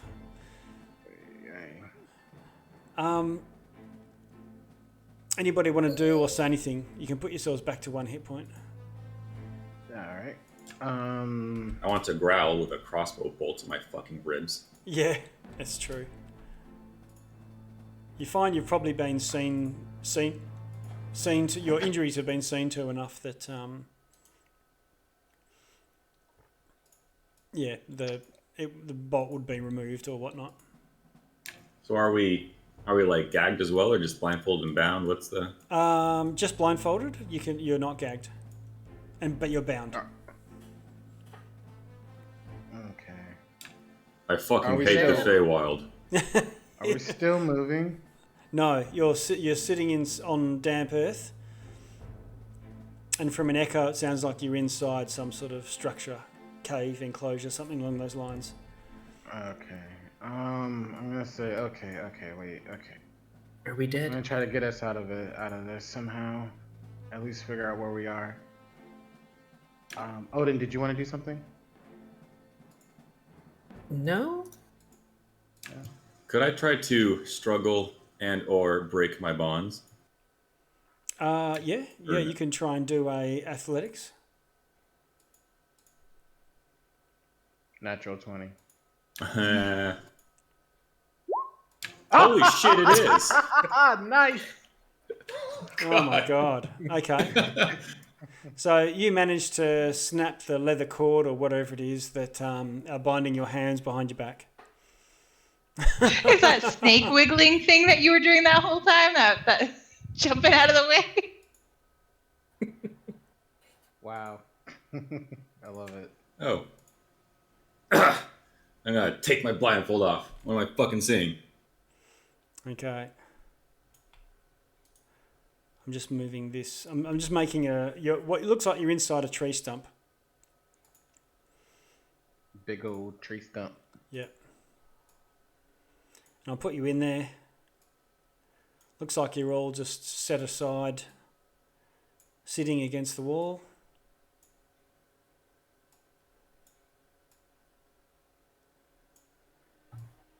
And there's a couple of brigands in there.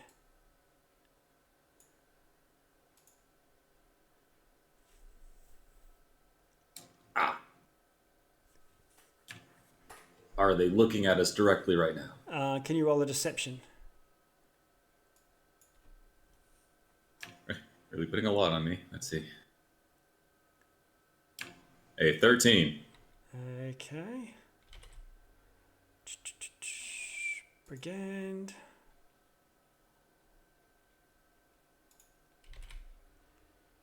It's deception versus perception. Okay, they haven't noticed that you've taken off your blindfold and they didn't hear the bind snap. All right. I imagine I have no things on me. No, but your gear is over with them. Right. Okay.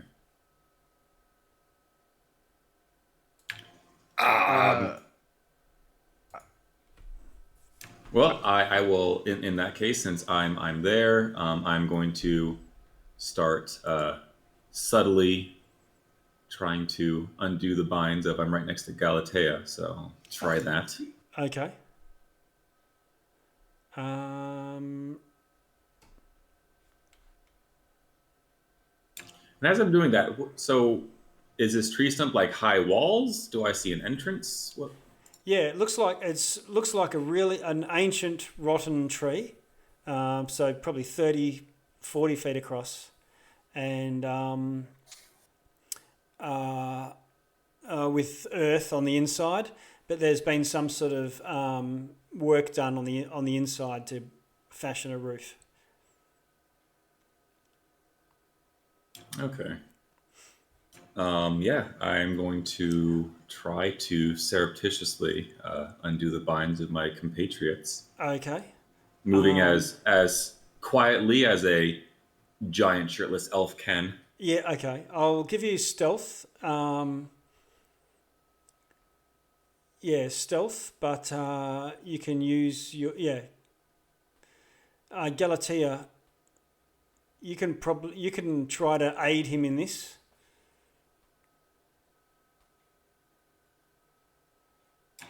Okay, so we're both doing stealth. Sorry. We're both doing stealth. Yep. Yeah. Oh, yes. Guess Okay. 16 and 9. All right. And then can you try either a athletics or a sleight of hand, one or the other, to either try and untie the knot or just snap it. It's up to you. Oh. I got a 7. Okay. You go, it doesn't snap, but one of these Haragons looks around and says, "Hey," and points out to the other one. I fucking rush him and punch. Okay. All right. I'm just going to roll initiative.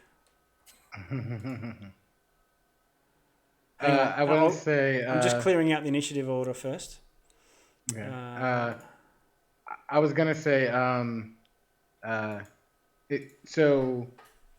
I can't see, so I was gonna cast Mage Hand to lift my blindfold to see if I can see what's in here. Okay. But All right. Well, but we're in initiative, so I'll wait. yeah. Throw yourself in there. Okay.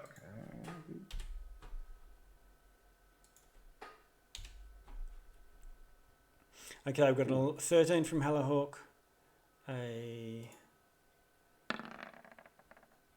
natural 1 from me,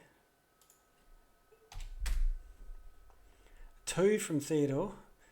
Odin, you're conscious. You can throw yourself in there. Same with you, Galatea. 10 from Odin.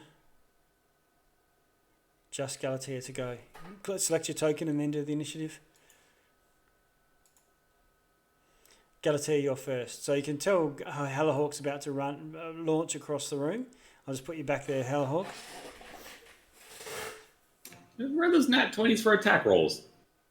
Hey? I mean, I had right. those. I've had those too. The girl's the initiative queen. Okay, where you go? Galatea, what do you want to do? Oh God, I don't know what I want to do. Skill to Hellhawk. Are you sure we want to fight them again? There's a barbarian you're talking to. Yeah. Yeah. I've had a very If bad anything, day. I think he's only more pissed off than he originally was. Okay. Oh man.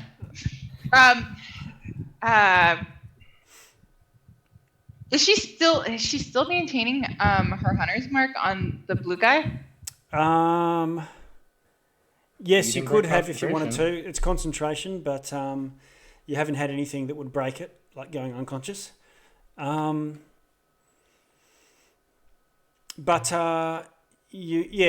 you've got these cord. Your feet aren't tied together, but your hands are tied together behind your back with some sort of leather cord. You could try to slip out of them, or you could try to snap them. Okay, so I'm still technically wrapped up. All right, I'm gonna try and slide out of them. Okay. I'll be right So that's back. yeah.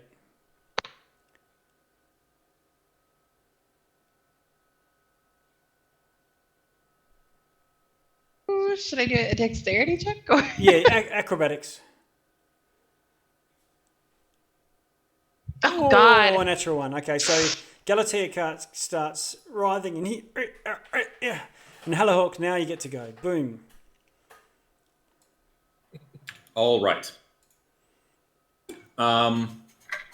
So the other two are still blindfolded. Would it take a certain action to like just quickly rip it off them as I move over? I could say you could do a blindfold with a free action. You know, like drawing a Okay. sword or something like that for one of them. All right. Yeah.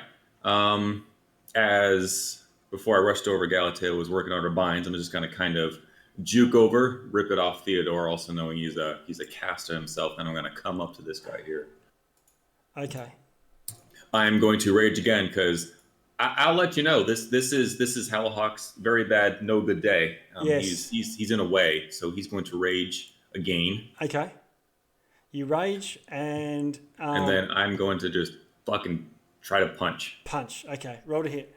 Yeah, because I have no other gear, right? Yeah. No. Although your glaive is over here against the wall, you can see that.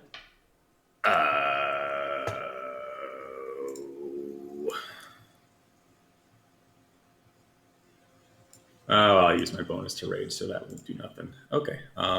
Wait, that is a bonus, right? Raging is Blessing bonus. of the Raven Queen, that's a bonus. Okay, yeah, so no, that's a bonus. All right, cool. Makes Okay. my day easy. Okay. Roll to hit. A 15. 15 hits. For 5. Okay, you smash this guy, break his jaw, or something. And That's really all I wanted to accomplish, so I'm happy. right, Odin. I've got a blindfold symbol on you there, and you Galatea still. Okay. Suppose try to squirm on out of Okay. whatever's binding me. Yep. Acrobatics check, yeah. Acrobatics, yep. Oh, 6. no. What happens is every time you try to do this, the DC goes up. Eventually, after wriggling, you're just too tired, or you've realised it's just too tight for you. Okay, so that's Odin. The brigands go. 1, 2, 3.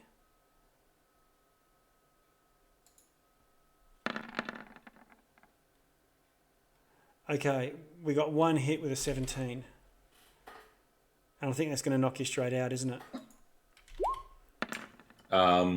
Unless you roll a 1 for damage, which is half to nothing. Yes. No, it's not possible. You'll take the one. Yeah, you'll put the 1 damage down, and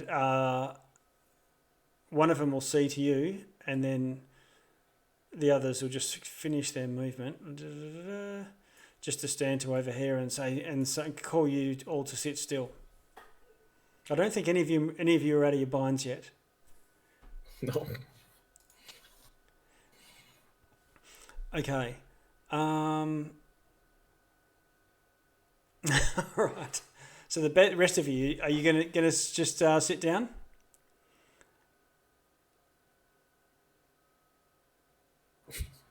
Yeah, I'm gonna fight this.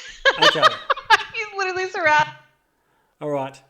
It looks like they're waking up. We're going to have to see to it. And one of them, the sniper guy, points to one of the others. And Galatea, you don't have a blindfold, do you? At this stage? Oh, I thought I did. Did you okay, Okay. yeah, I Yeah, I think just I have do. Theodore's. Yeah. Oh, it was Theodore that doesn't have one. Okay, so Theodore, you see this brigand walk over to Odin and just line up with a club and just go crack. And do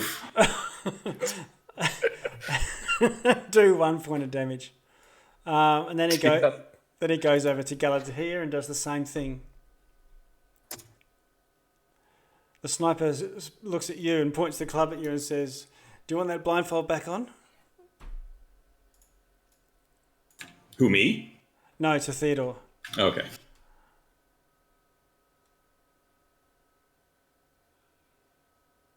What did the rabbit say again? He said, "Do you want that? You best put that blindfold back on." I would put it. I was gonna ask him, can you put it on for me? I'm kind of tied up here. Yeah, true. Okay, so he gestures and one of his lackeys puts it on. Mm-hmm. And then there's a bit of a pause for a moment, and then it's lights out. Ah. Boom. Okay, this is very interesting. The camera fades to black. All of you are unconscious. We're doing good. Totally fine.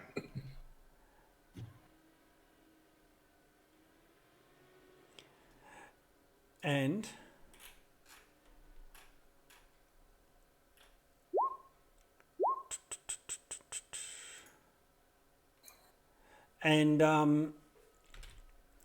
I need you clear out all turns to each roll a initiative check, but it's not with your dexterity, it's with your constitution. Ooh. So basically, I guess a constitution roll.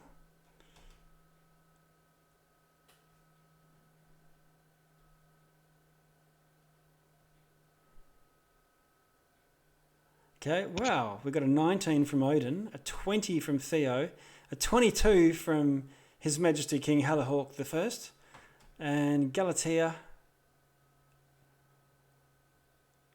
Something. Give me a second. If it's not combat, we can roll well. Wow. You're very good. This party is excellent at waking up from unconsciousness.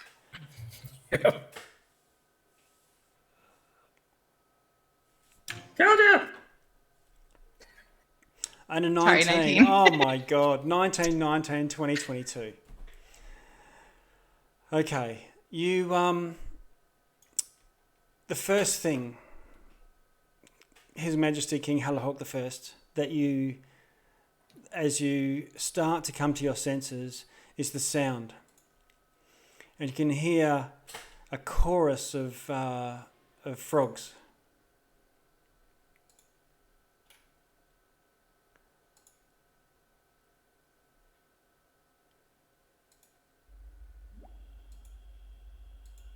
Crickets. You can smell this strange, almost tangy, methane-y sort of smell. You can feel soft earth beneath you.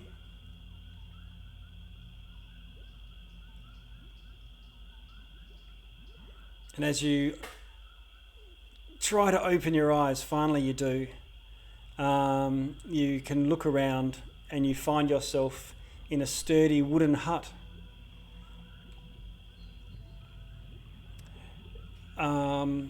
There are bars made of wood barring you from the entrance. It has an open doorway. The wood looks like thick mangrove roots. There's 2 of these cells, and all of you and your friends are in one of them. And in another one, you see what looks like a human-like frog. The floor of his cell her cell is covered in sort of stinking water. The figure in rags has sort of huge webbed feet. It otherwise is slumped against the back wall. After a few moments of looking around, you hear a groan and you can see Theo start to sort of roll over. He's crumpled wings like a dragonfly that just hit the front of a semi-trailer, sort of unfurl and straighten out. So he flexes his back muscles. And Theo, your eyes open as well. And within a few moments, Odin and Galatea, you come to consciousness as well. Okay. And say, okay. Before anybody else hits me, please, can we have an actual plan to get out of this? Actual plan? What? You're no longer blindfolded, and you're no longer bound at the wrists or anything. I just feel like if we had a conversation with them, we wouldn't have been in this situation.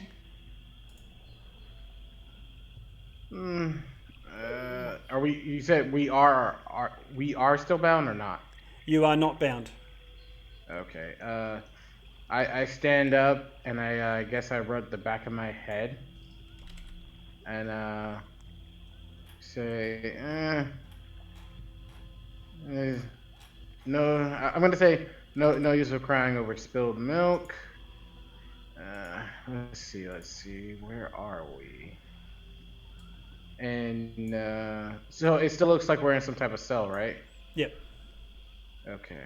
Let's see. We're not bound and we're allowed to see, so that's good news. Let's see. How do I sweet talk my way out of this one? I walk towards the door of the cell. What was that, Odin? I was just gonna say, are we able to see outside the cell? Then, yeah.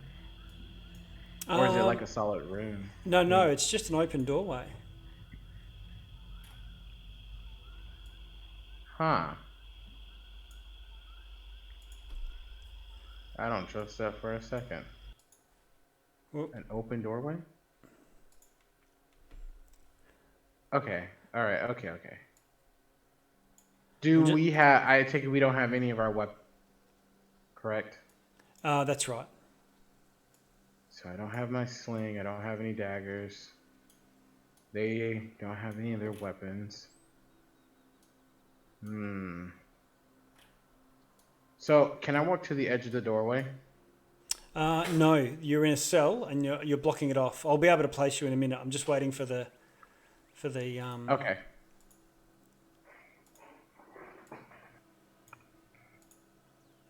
place to resolve. There we go. Should start to see that all coming into view.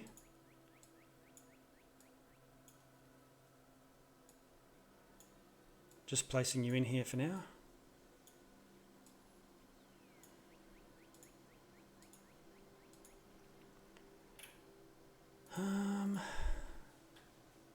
How's that looking? Can you see the place you are now? Let me zoom out here. Oh, I'll bring the focus your attention. There we are. I see it. Yep. And we're all still at 1 HP, right? You are No yes. longer short rest. No. Okay. I'm just Alright, getting rid of the okay. nameplates as well, just to make a bit of real estate on the screen. Much appreciated. But other than that, you're all awake, you're all conscious.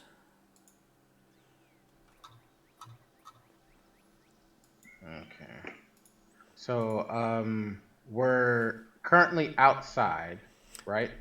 You're currently inside a wooden hut.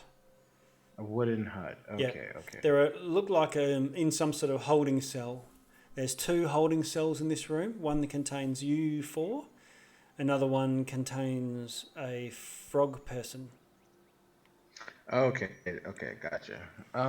There's an is open that a frog doorway, person wait? and the open doorway seems to lead outside, not deeper into some other structure.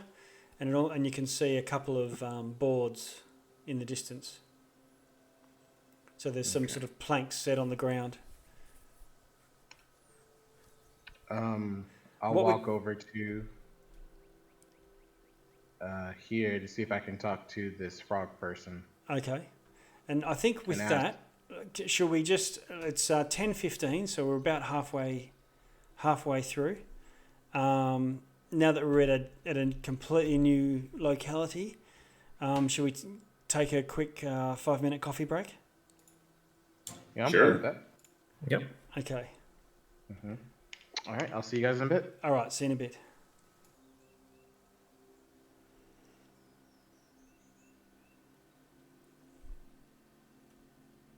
Just making sure that we're going. Okay, it is recording. We're back.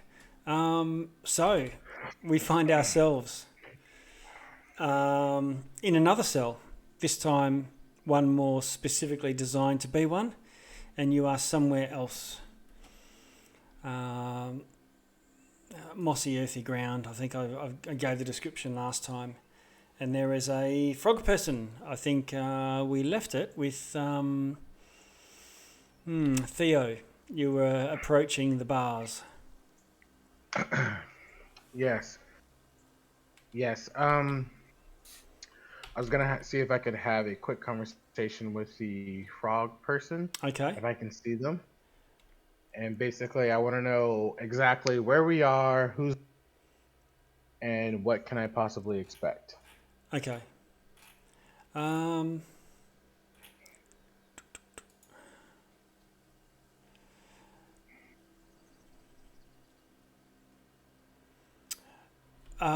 The frog person at your welcoming, at your introduction and welcome, sort of looks up, and you can see that this frog person has eyelashes. And she says, "My name is Morgort." And she gives us sort of one of those nightly bows, but from a seated position. And you can see she's got a few bruises and things. I bow back, my lady.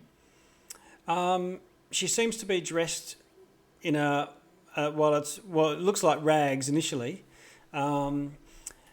It's more like the ragged and muddy remains of what might have previously been a bright orange surcoat. Okay. And there's even a bit of a symbol on the front of a great helm, fashioned to resemble a frog's head. So she's definitely some kind of that I can see. Some kind of warrior.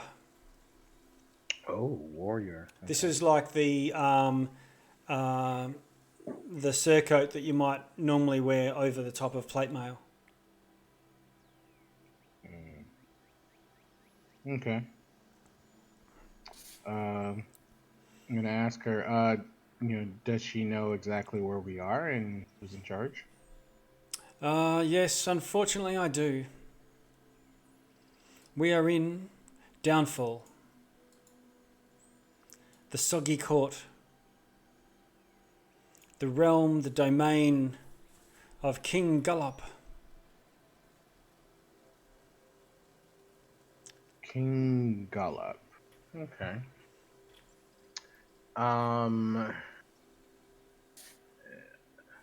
King Gullop the 19th. There's been a few. It's been a okay. Been a few. Okay. You guys go through a lot of kings. There is a quick turnover of monarchs in this place. Really? Okay. Interesting. Do you know, are we some sort of captives here? It doesn't look like there's anyone really guarding us or anything like that. Is this some sort of dungeon, holding cell? This is a holding cell, but there will be many knights and soldiers around outside. Okay.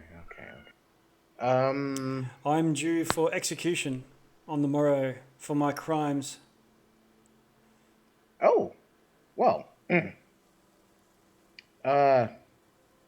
What'd you do? I'm an accomplished balloon pilot, and I assisted my friend Wigglewog help an honourable dragon Sir Televar to escape. You don't say. Wow, that's crazy. All the rest of you can hear this, by the way. Yes, they took off in the balloon. Sir Wigglewog, of course, is a more experienced pilot than I, but so I stayed behind to delay pursuers long enough for them to steal and escape into the skies. Here's the funny thing. I know Sir Dragon Fancy Pants. I know exactly who you're talking about. We actually helped free him from his cage from that balloon. You opened the cage? How did you open the cage? You know, did we open the cage? Yeah, you did. Okay. Yeah. Go ahead, Odin.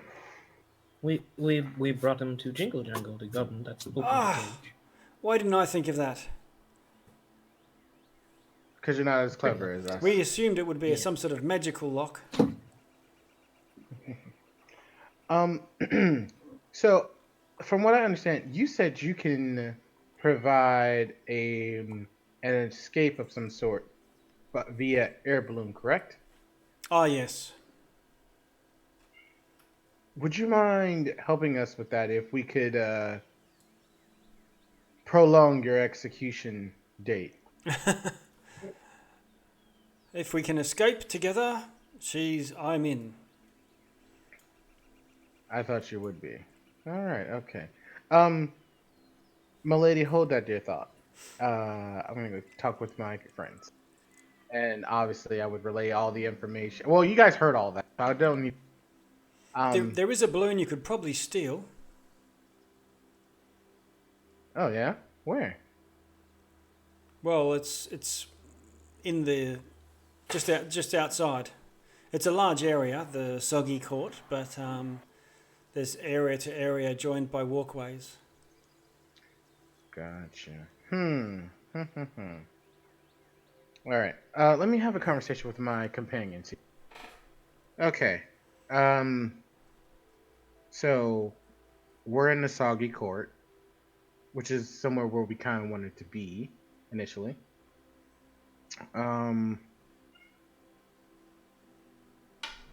We need to get out of here. Unless anyone objects to that. Oh, get out of the jail cell while they execute people. Fantastic idea. See, I knew you appreciated it, Hollow Hawk. All right, now you just stand there and look pretty, and don't hit anything. Don't punch anyone. Well last time. Limit your punching. Okay, so can I ask her how she said she's being executed on the tomorrow, correct? Yes, I'll probably by fighting one of you lot. Real? Oh, so it's a gladiator kind of deal, huh?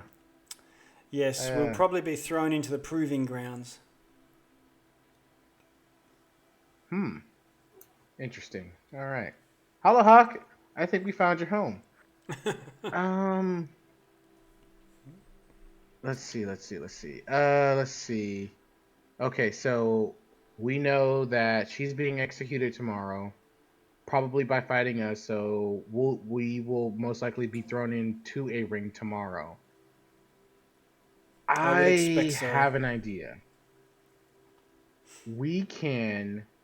I can do a little bit of scouting to see exactly what's out there. Um,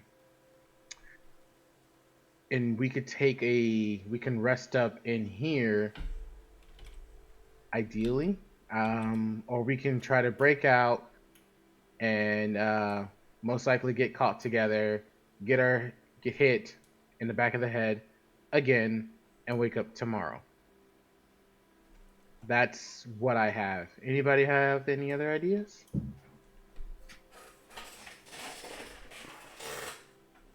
Surprised Halloween didn't chime in on there.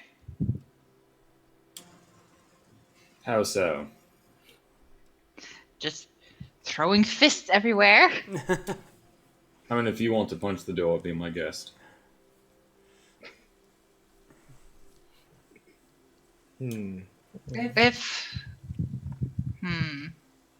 Let's see. I come over here and I look at. I can see through this, correct? I can see Yes, you like out can. here, right? Yeah. So you Okay. can see the whole room around and outside the door. Okay. Do I see? Is this like full of people? Probably not. No, Is no there one. like a key No one inside. or a desk No, or anything? it's just a holding cell, so it's just an open area. Okay. And we're behind this thing and it's like blocked off. It's locked and we can't get out. Correct? It's mangrove roots, so it's bars. But we can see through to the other side. You can, yeah. we could teleport out. All right, well, leave this to me. I'm going to walk up to the door, kind of like where the door handle is or key latch or whatever. And then I'm going to rear back and I'm going to go to punch it. And as I punch it, I teleport to the other side. Okay. Huh. I didn't know he could do that. Morgort, with an insight, detects, not that you're going to teleport, but he is certain that you're about to punch the lock. And says if you're looking to break out, you should try to recover yourselves first.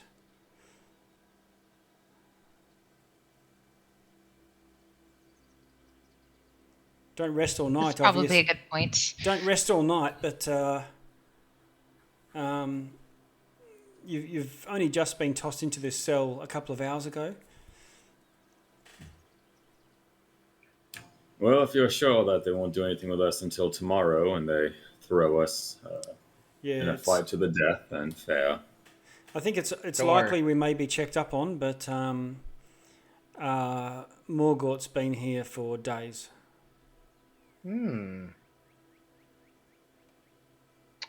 Before we take that little bit of a rest, I'm going to use my spell slot again, my last one. Yep. Unseen Servant. Okay. And what I really want to do, I would like for it to. It can't tell me. It's not a find familiar. I wish I was level 3. To speak 7. Actually, no. There's nothing I can really do with it right now, so that's fine. That's cancel all that. Okay.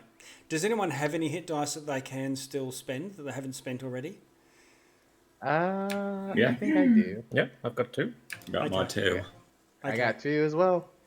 All right. So if anyone wants to, you can manage to get a short rest, and Nice. and use some hit dice. And throughout that short rest, you also go up to level 3. Oh, sweet. Oh, And the way the mechanics for that is, you are level 3 and you gain the things that you would gain for level 3. If you're injured, you still need to factor that into account. You don't just go up to maximum, but you would with a, in terms of abilities, you've got those abilities as if you're level 3. But I guess, for example, probably it's going to affect you most, Odin. It's not, you still don't have a long rest, so while you may have more spell slots, you can't change around what spells you have memorized for today, for example, prepared, because you haven't actually prepared the spell. Yep.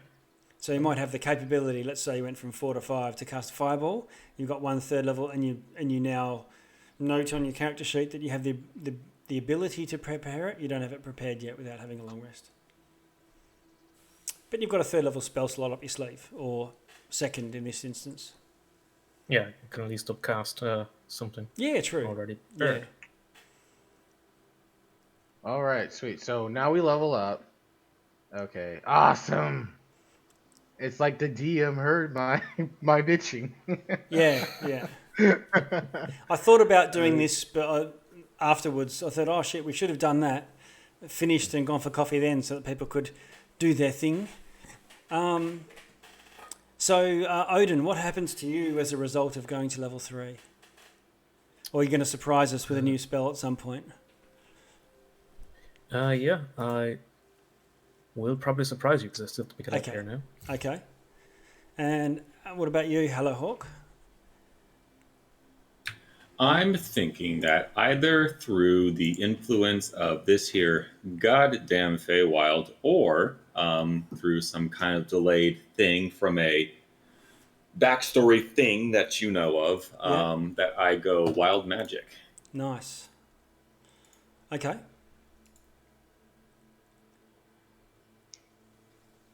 And I think, Galatea, you get to specialise in something.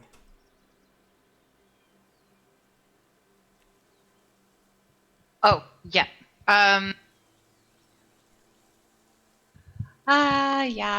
She's gonna be a horizon walker. Okay. Is that the planes type thing, or is that... that's the sort of planes walker? Yeah. The hopping. Yeah, okay. Cool.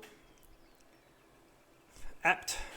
They're all apt, but I half expected you to say, well, given we're in this swamp, I'm going to be a swarm keeper and I'm going to have a cloud of flies around me at all time. No, honestly, what I thought would be Beastmaster, because you have a giant fucking snail. No. That would be so interesting. Yeah. Okay. Very good. Okay, so we've got a Horizon Walker, a wild magic barbarian. Odin's got some new spells and 2nd level spells now, 2nd level spell slots. And also remember you can shift, or I think you can change spells for something else as well. And what about you, Theo? Okay, I've been waiting for this. Okay. So, and the DM knows this is coming. This thing is coming. So, as you all are as we're all kind of resting up, I think you guys see Theo he sits down cross-legged.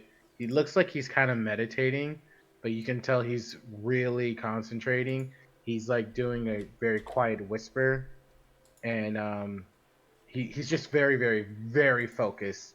And then if you listen closely, he's asking for help, and he needs he keeps saying like, I need you, please, please, please. I really need your help, Ori. And then if you look in the Discord, you'll see that. And then you will see this weird creature that looks like a cross between like a bipedal rabbit cat thing, and it's really adorable. And Theodore opens his eyes and he's like, "Ori, yes, you're here." And you will find out that I am Pack of the Chain Warlock now. Right. Awesome.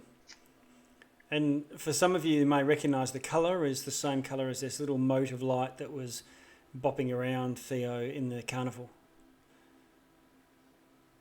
So, and if you have not played Ori Will of the Wisp, I highly recommend. It's a great game. Excellent. And I'm actually going to change out one of my spells here. Yeah, you can.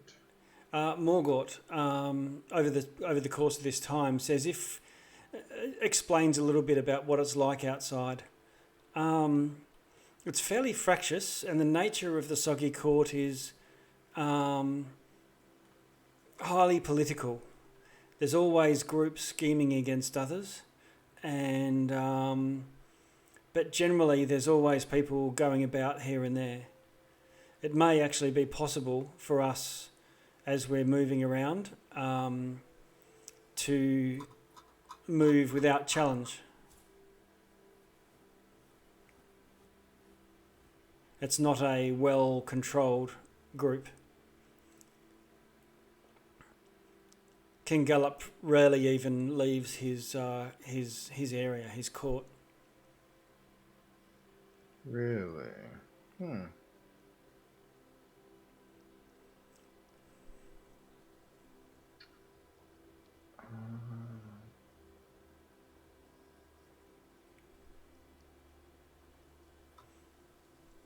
But they can muster a fairly overwhelming force.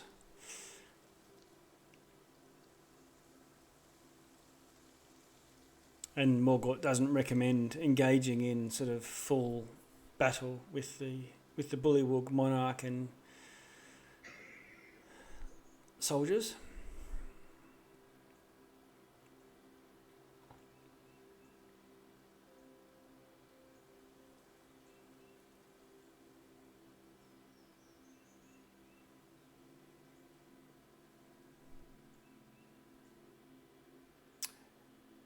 And so with that up, so that's just a bit of an explanation of how it works outside.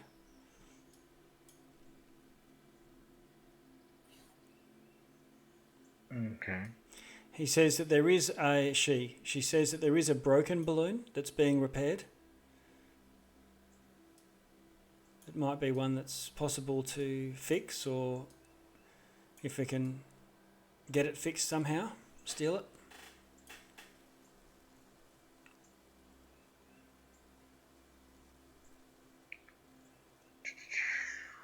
Okay. What are you guys thinking?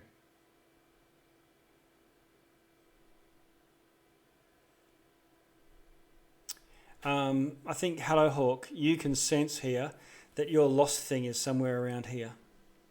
The piece of yourself that's missing, an aspect of your personality.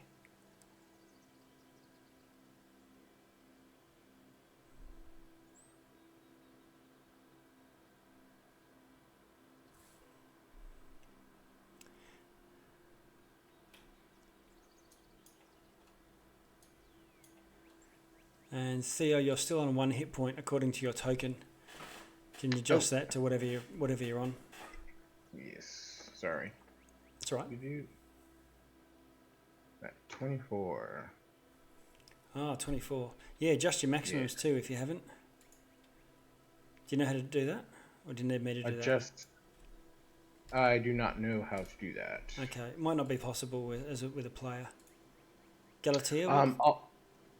Also, I do wish to clarify. Ori is just reskinned as an imp, so he's technically a tiny fiend. Yep. Although he may look like a sprite, but he's just a reskin of it. Okay. Odin, what's your new maximum? 23. Ah, so you've already adjusted yours. And Galatea? 14. Oh, 28. Oh, okay. And what's your armor class? 15. 15, yeah. Okay. And Hello Hawk? 38. Yep, I'm all good. Oh, okay.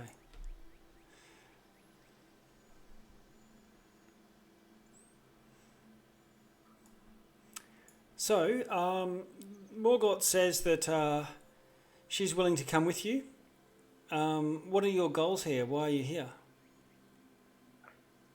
The reason why we are here is because we got caught or arrested. Yes. No, here as in Hither, in this realm. You don't look like you're from this land.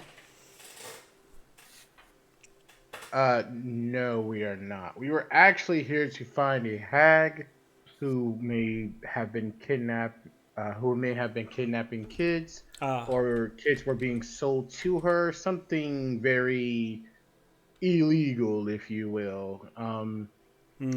And honestly, one thing kind of led to another, and now we're kind of here. Well, Bavlorna's here.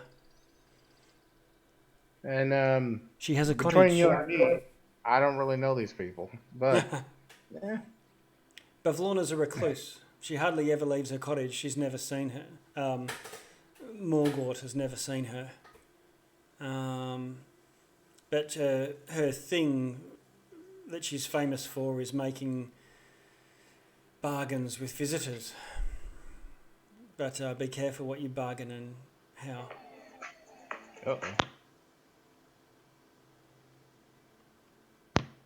sorry, that was my phone. Don't suppose you know where our equipment might be, Rock Dude?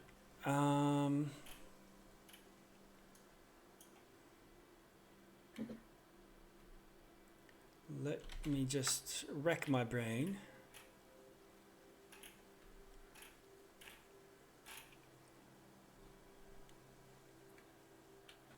I mean, I understand if you don't know since you were in jail, but you have to guess if you have any idea what's out there.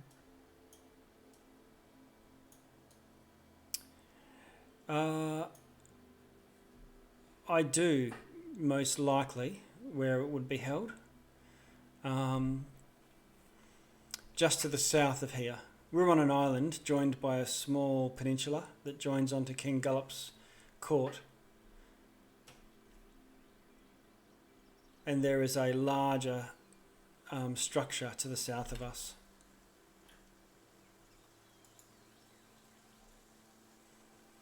The place I was referring to is the proving grounds, what I referred to before.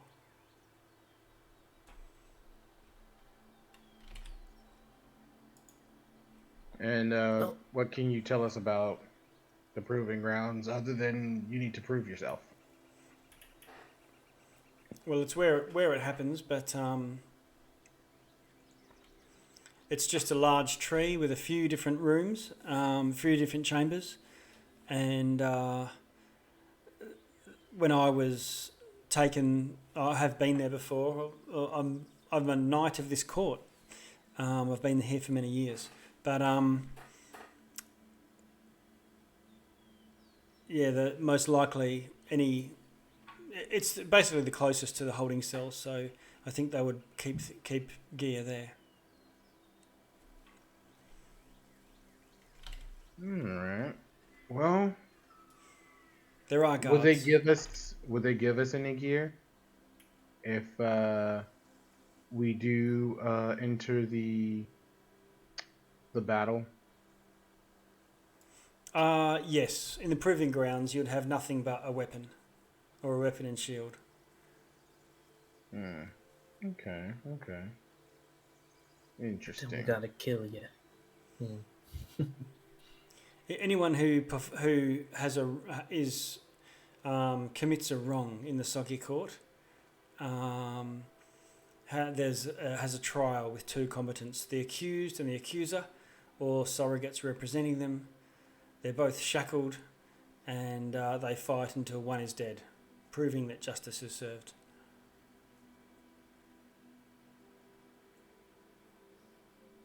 Huh. Not a lot of forgiveness in this court. No, there's a proof of it in one of the walkways is decorated with the heads of prior monarchs.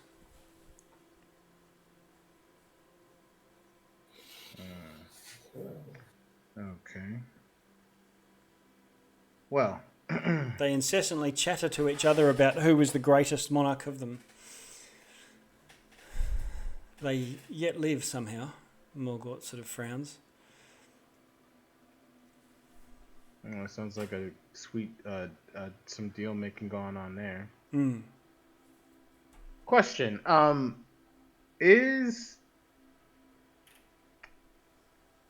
in the Soggy Court, is it more of a when people make agreements, do they more or less write them down, or is it just more of a verbal kind of thing? It's more of a verb. It all take. You mean with Slackjawed Lorna? I mean more like if I were to write an official looking note and it said, "Hey, set these prisoners free by the order of the most high and mighty of the court and the land." Will they do that, or is it just like, "Hey, that doesn't make any sense"? No, a decree could be written. King Gullop has issued decrees. Really? That's good news. All right. I need a sheet of paper and an ink pen. Okay. You've got no gear right now. What was that? Yeah, I have no gear, but Ori could go get me some.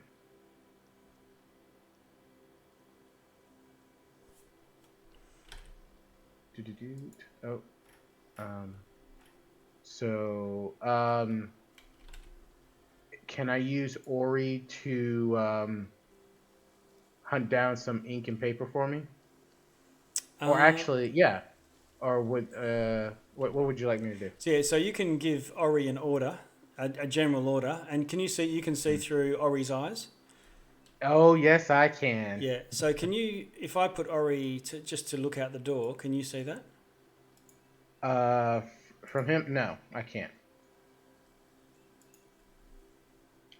Okay. And let me make sure I have the imp sheet open so I can actually see what Ori can and cannot do. Okay. Let's see. Oh, imp he has a freaking fly. +3 to initiative. Shape changer. Magic resistance. Double sight. Sting. Invisibility. Yes. Okay, sweet. Now I can see. Okay. So what orders are you going to give? I'm gonna give Ori to find me an inkwell and a piece of good parchment paper, and obviously a pen as well. Okay. And if he can, are you gonna allow me to move Ori around? I'll move Ori. Okay. So. Can you roll a and the whole time he's running around, I'm looking through. So I would tell everyone that I won't be able to actually hear or talk to them while I'm doing this. Yep. Okay.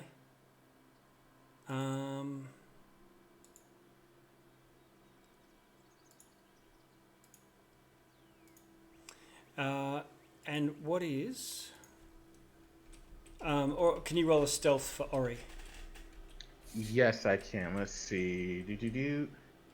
That his stealth is okay. So I should just be able to click this, and it show up, right? Let me try that again. Maybe. Okay, so it's just I'll roll a d20 plus 5. Yeah, sure. That's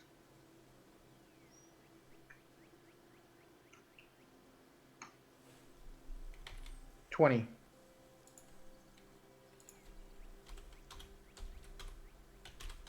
It says stealth. Yep. And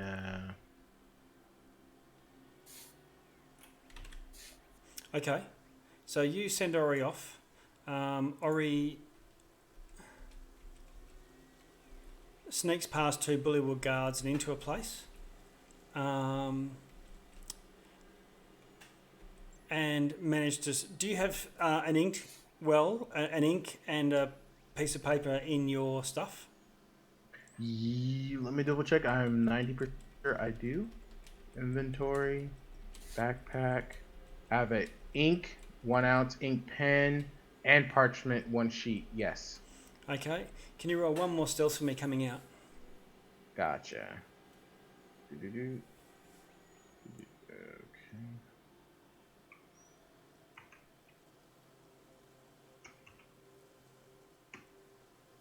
Only 11. Okay.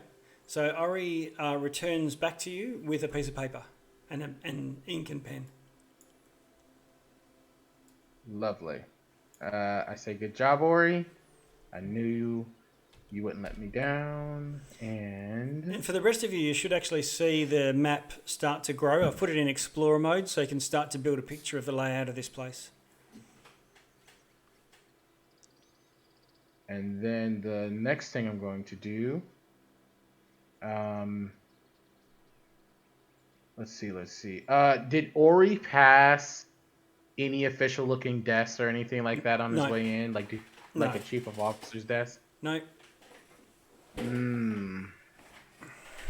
Okay, that's fine. The next thing I'm going to do, I'm going to, that's not my spells. I got a short rest. Oh, come on. I am going to cast. Actually, no, I'm not gonna. I can't cast this yet because it only lasts a minute. But I'm gonna tell everyone my plan. I can cast a spell. That will make this sheet of paper say what I need it to say and make it look absolutely official, unless I think somebody passes an intelligence check. I can make it look like a false decree from His Majesty, and have them willingly let us go. But once again, it will only last us a minute, so I gotta figure out the right time to use this. So that's kind of what I have planned for this right now. And anybody want to add or suggest a different plan or something like that? Open to ideas. Followed your lead. Odin? Okay, go for it. I suppose if it's only a minute, you're going to have to cast it just as guards come in or whatever. You might need Haddock, Guardian, and myself to talk to them initially before you hand it over. Quite possibly. Gonna be kind of tricky. But, I mean, we could probably do some other options, but this is the best one I have as of this moment. So, if you guys have other ideas, I'm open to them. Well, honestly, all my plans involve making people not conscious, so you do what you think is right. Okay, we got a plan A and a plan B. Alright. Better than nothing. Also, everybody, this is Ori. All right. And I do that weird Will Smith thing where it's like, ta-da. Okay. So how are you getting out of these bars? Oh.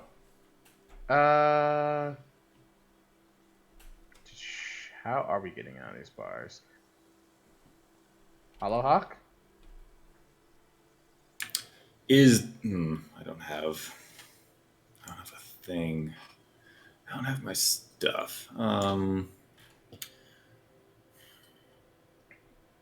You can face that. Well, let's see if I can find something. There is like a keyhole or something, right? Or how is this door put together? Yeah, there is a key and a lock.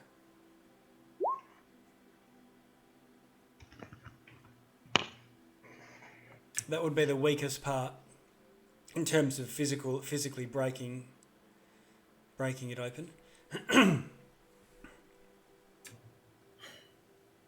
Well, tell you what, I'm going to try what I'm used to, and if not, I'll try to go scout for something. Okay. I'm going to move over here and then run full force and throw my shoulder into the lock part. Okay. That'll be a DC. It'll be an athletics check. A 19. Boom! You smash through the door. Oh, all right. And I'll kind of mimic what Theodore did to his Ori and just do the same. Ta-da! Jazz hands. Okay. Everyone else can easily just walk through. Yep. Cautiously wait, staying in the jail just in case a guard comes in with hands. Okay. A few moments go past and no. Yeah. You there? Would you like to stay there for right now, or come for a walkabout? I'd rather be free. But if you are interacting with others of the court, I will be recognised. If you just bump into random bullywug citizens, they may mistake you for visiting guests, but not with me with you. But if together we could sort of snap one of these so that I could slide out if need be, that would be good if you want to give me a hand. Try another one of those shoulder things. No, certainly. If you could maybe wrench on your end while I go into it. Okay. You at least have the option of it being open if things go tits up. Yeah. Athletics with advantage. Hello, Hawk.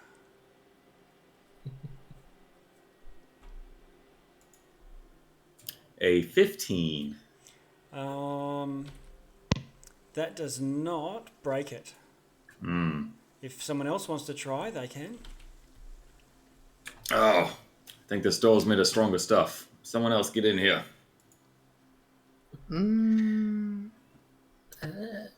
Yeah, I don't think I have to wait. Galatea. Okay. You're like the next strongest person. I think. I don't think so. No. I don't know knock yet. I'm sorry.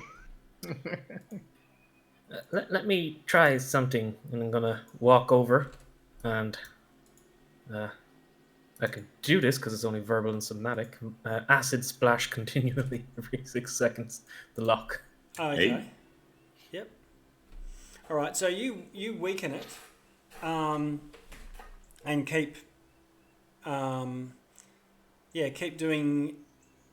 keep weakening this section, so much so that I'll let people have a second go at it, rather than the DC raising every time, because the second time you try after failing, it would be a higher DC. So, Hello Hawk, if you want to have a second go with advantage with Morgort helping. All right, I'll rub my shoulder, kind of pat it, get the blood flow again, and go back 10 feet and try the old footballer again. Boom. How'd you go? Or rugby for Australia, I guess. Yeah. Big forward. All right, go Queensland. 17. All right, There you 17 go. smashes through it. Ah. Fist bump.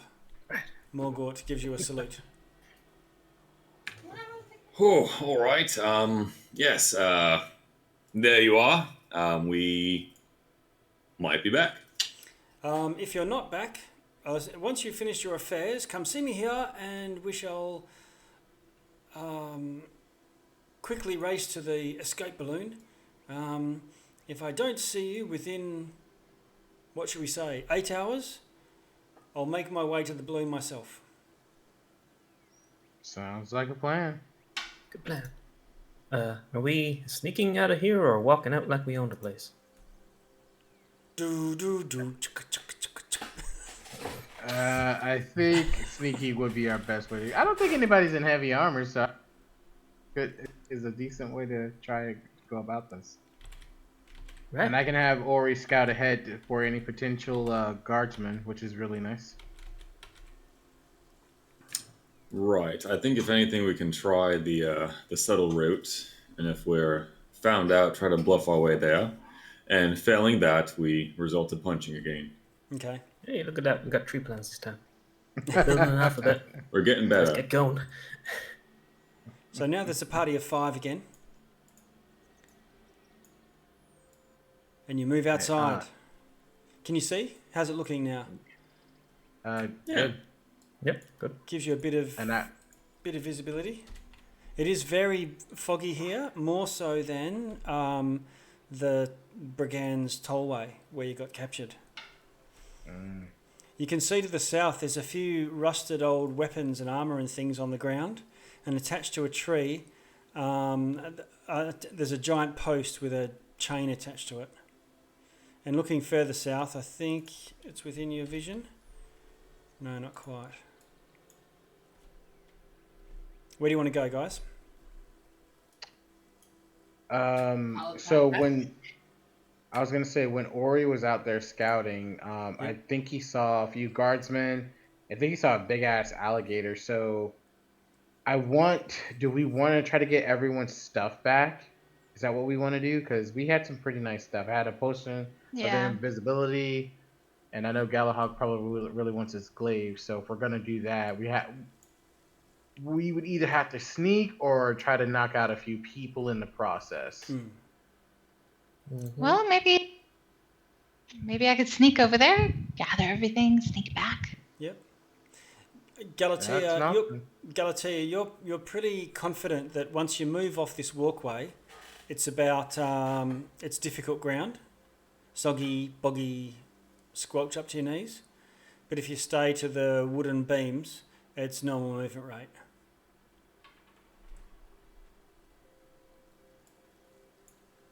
I am picking up this here axe. Okay. Not only for protection, but if anything, to look like I didn't just break out of a prison because I have a weapon. Yep. You now have a poor quality great axe. Could break, but it's serviceable. Any crap looking daggers around? Not right where you are, but you can see some weapons in the distance if you want to have a go further south.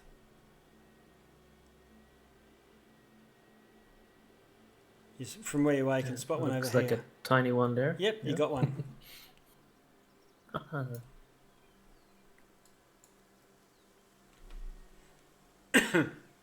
Where to from here, Galatea? Which direction was our stuff? Did we know? This building down here to the south, where my ping is. It's actually over here. You can see there.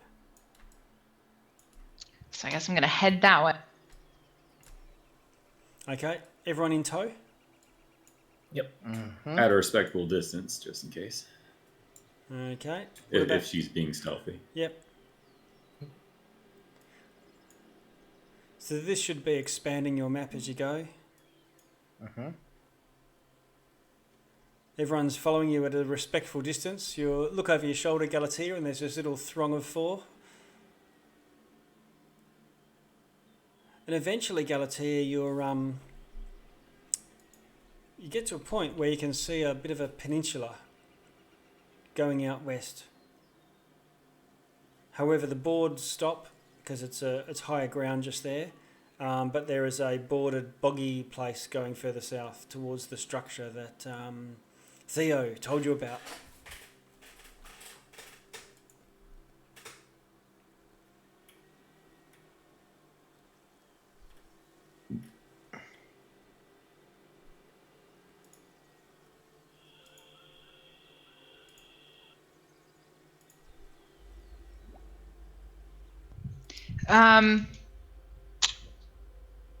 So can I see our stuff at this point? No, you can't. You can tell that this walkway leads up to some large structure looming out of the mist, though. Oh, goodness.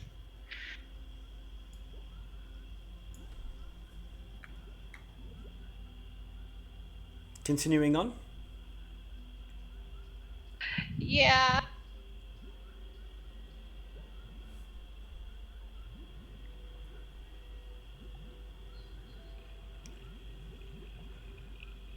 And that's where they are. That's where Ori saw them. You see 2 bullywug guards and an enormous crocodile. The guards I are wonder if I standing could either get side past of them. the guards are standing either side of a doorway, leading into an enormous tree. And I think Theo would have said, that's where Ori found my stuff. So I bet money your stuff is in there too. We just have to figure out how to get past those guards and that creature.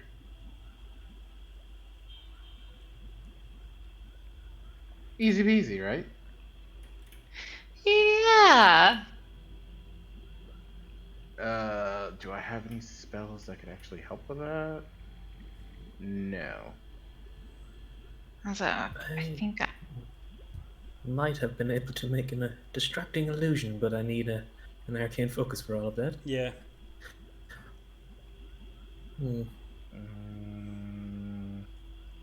Looks like a large hall from what you can tell. It's actually formed somehow, and it's built around a big tree. 2 of the tree's limbs actually poke out through the wooden built structure like enormous welcoming arms.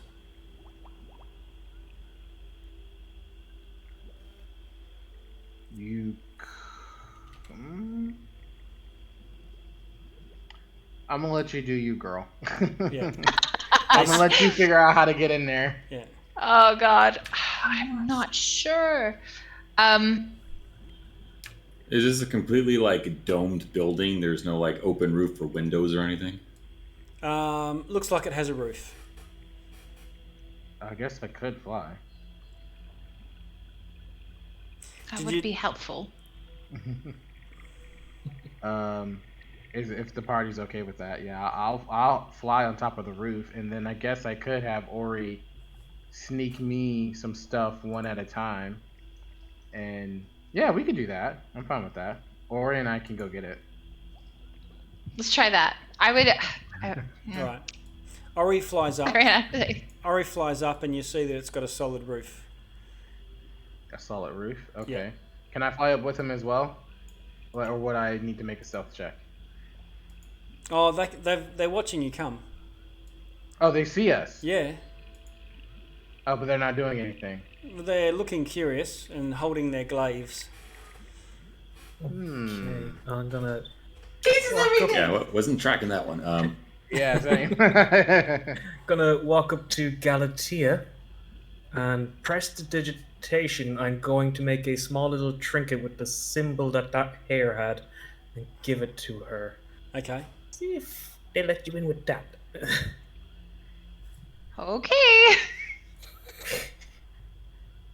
Hello, Hawk, get ready for Plan Z.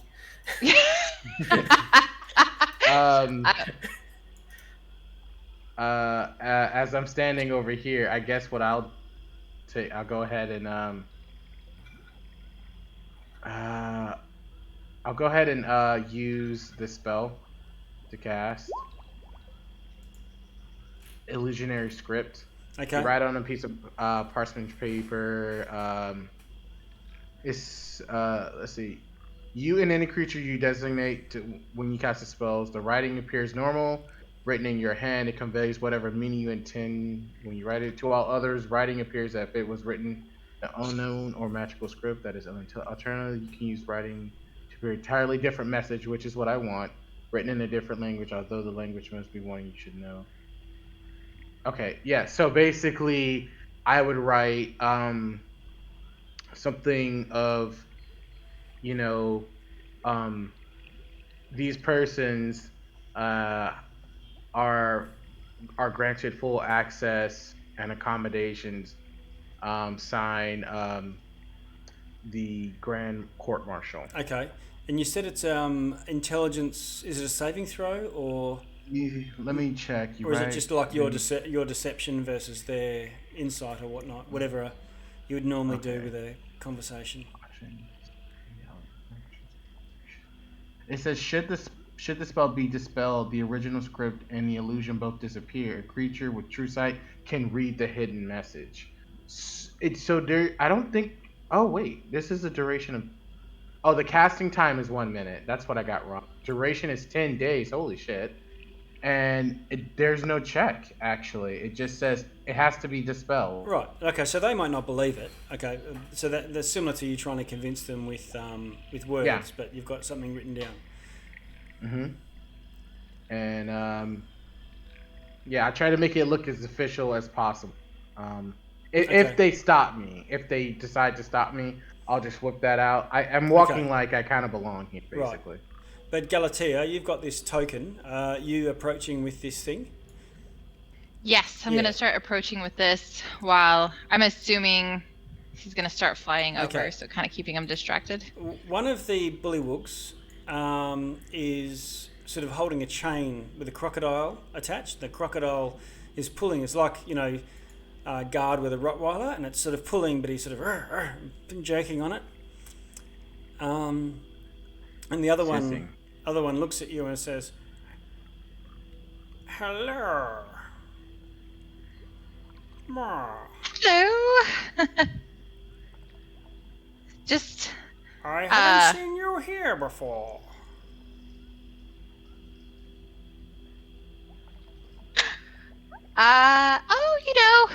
just passing through. This is the proving grounds. You're not here to prove yourself, surely. You have no equipment. Yes, see, we wanted to look at the equipment you have prior to getting ready for the proving grounds.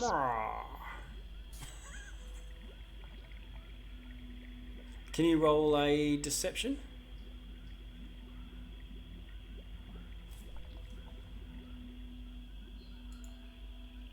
$15. That's pretty good. Boomski? Alright. He says, "Well, okay then."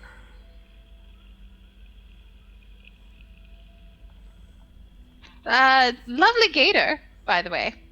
He says, "Ma." And the other one looks at you and goes, "Thanks." She's just gonna weasel her way through. Yeah. He said, "You'd better watch yourself. Stand back from my beast." Sure. And he sort of pulls the crocodile off to one side. "You too, little fella. Stay away. My beast has got a bit of a bite." I want to say something, but I'm not. The time or place. I really want to say, who you calling little? Clearly talking to you, Halahawk. Yeah. "Ma, be quick, ma." Yeah, so did we see our equipment? Okay, and inside, in one of these rooms, you find your gear stashed. Looks like it's just been dumped there and not sorted out yet. There's a pile of daggers and boots and armor and whatnot. Hopefully they don't think of anything while we're leaving with our gear, unless anybody has... Yep. Well, that we're going to train at the Proving Grounds. I think you did fantastic speaking anyway, so I don't see how there's an issue. Yeah, see, you're a pretty good liar. You, while you're gathering your stuff, you can see that there's like viewing platforms looking out over a lily pad pond to the southeast. And you can tell from the rattling of a chain that there's another Rhodesian ridgeback crocodile and another bullywug guard. But these two seem much more at ease. But their attention is facing outwards. Let's get our stuff and we'll go. At the front, right? Yeah. I'd imagine from where we came from, since they know we're here. Yes. Okay. Yes. Just try So not to look suspicious. You take the time to put your leather armor on. It's probably is what's going to take the longest. And gather your things. and can head back out the door. Don't be suspicious. Don't be Don't suspicious. suspicious. Don't be suspicious. Don't be suspicious. Don't Just be walk suspicious. casual. Don't be suspicious. All right. I cannot move. Sorry. There we go. I can catch him up to you. Galatea, you're in the lead. Where to?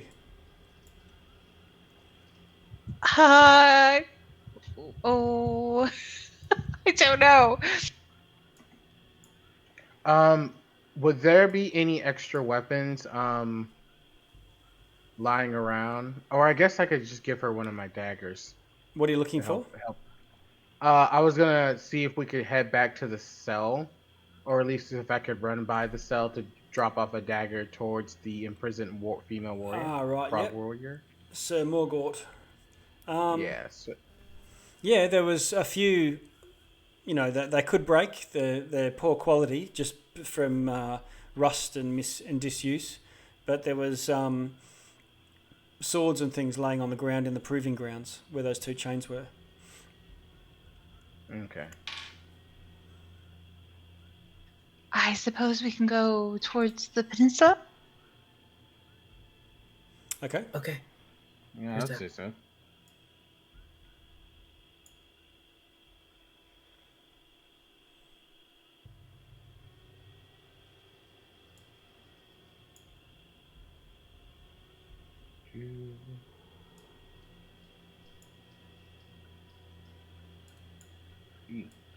Oh. That thing is kind of lagging behind a little bit. Okay, Galatea, you approach this another island opening out, and you can hear harp music in the distance. Shh, I can hear music. It looks like a giant gazebo with steps between pillars leading up, so quite open. And you can hear the tinkling of glassware. You can hear a harp, and you can hear chitter chatter of very frog-like voices. Let's see if we can quietly go around here without disturbing them or alerting them. That'll take a group stealth check. All right. So everyone, including Ori, will need to roll stealth. This is the time where one person passing doesn't sort of lower for somebody else. You all just need to roll. Galatea, you have a 20. Theo, you have a 20. Odin, you have a 7. And Ori has a 24. Ori has a 24, and Hallahawk a 10. All right. So the majority of you passed the maximum passive perception, and so what that means is, for those of you who did fail, others are able to make up for your missteps. And I'm just going to move you all around. Just stay together so you don't accidentally drift too close to the court. Let's see. 1.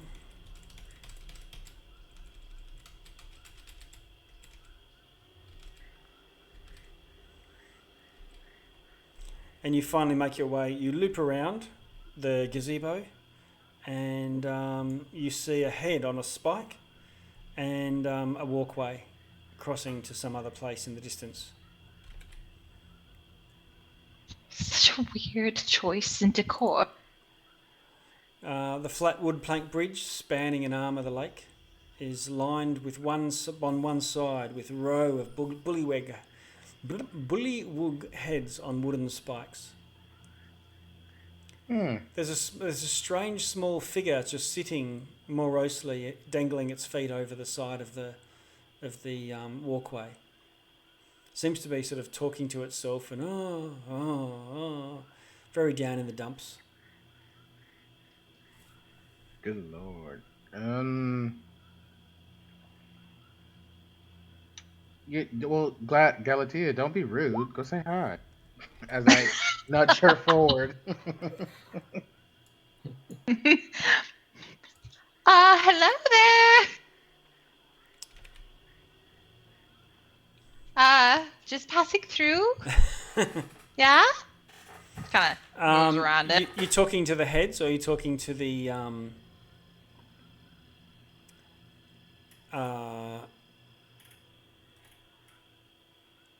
to the little fella?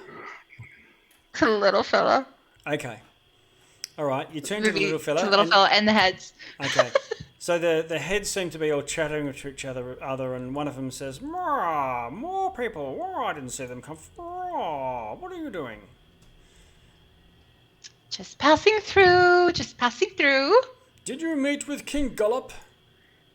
Sure did. Great guy. We're just going now. King Gullop the betrayer. He says he wasn't a betrayer. You were a betrayer. And they start arguing with each other. Wait, these heads? Okay. Yeah, the heads. Yeah. Okay. I just want to make sure I understood that. And Okay. they can't move their head to turn to each other, to turn left and right to engage, but they have to sort of roll their eyes. So they're each giving each other the side eye. And then they say, but he is a weak ruler. And then they all say, they're very weak. They're getting weaker as they go along. There is another coup in the works, you know. Well, he won't be long for it. He's a bit of a nincompoop. Come on, guys. Let's go. They're distracted. Go. I thought we were looking for a balloon. What? This little figure in the middle. Actually, I can show you a picture. Let's see.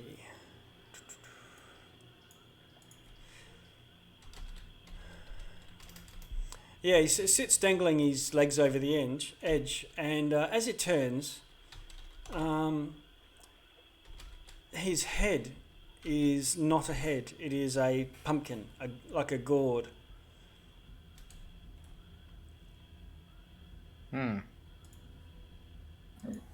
And he doesn't have hands. He looks like he's got these huge blue lobster hands.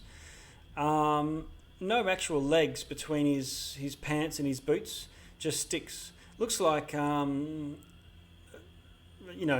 odd scarecrow, I guess. Aww. Are you seeing that on the screen? The clapper. Yes, it is absolutely terrifying. That's so adorable.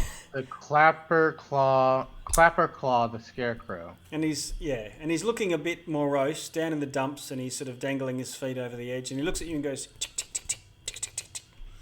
And Little guy, if you want to come with us, you sure can.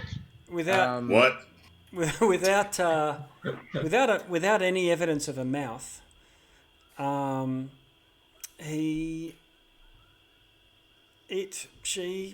they speak to you.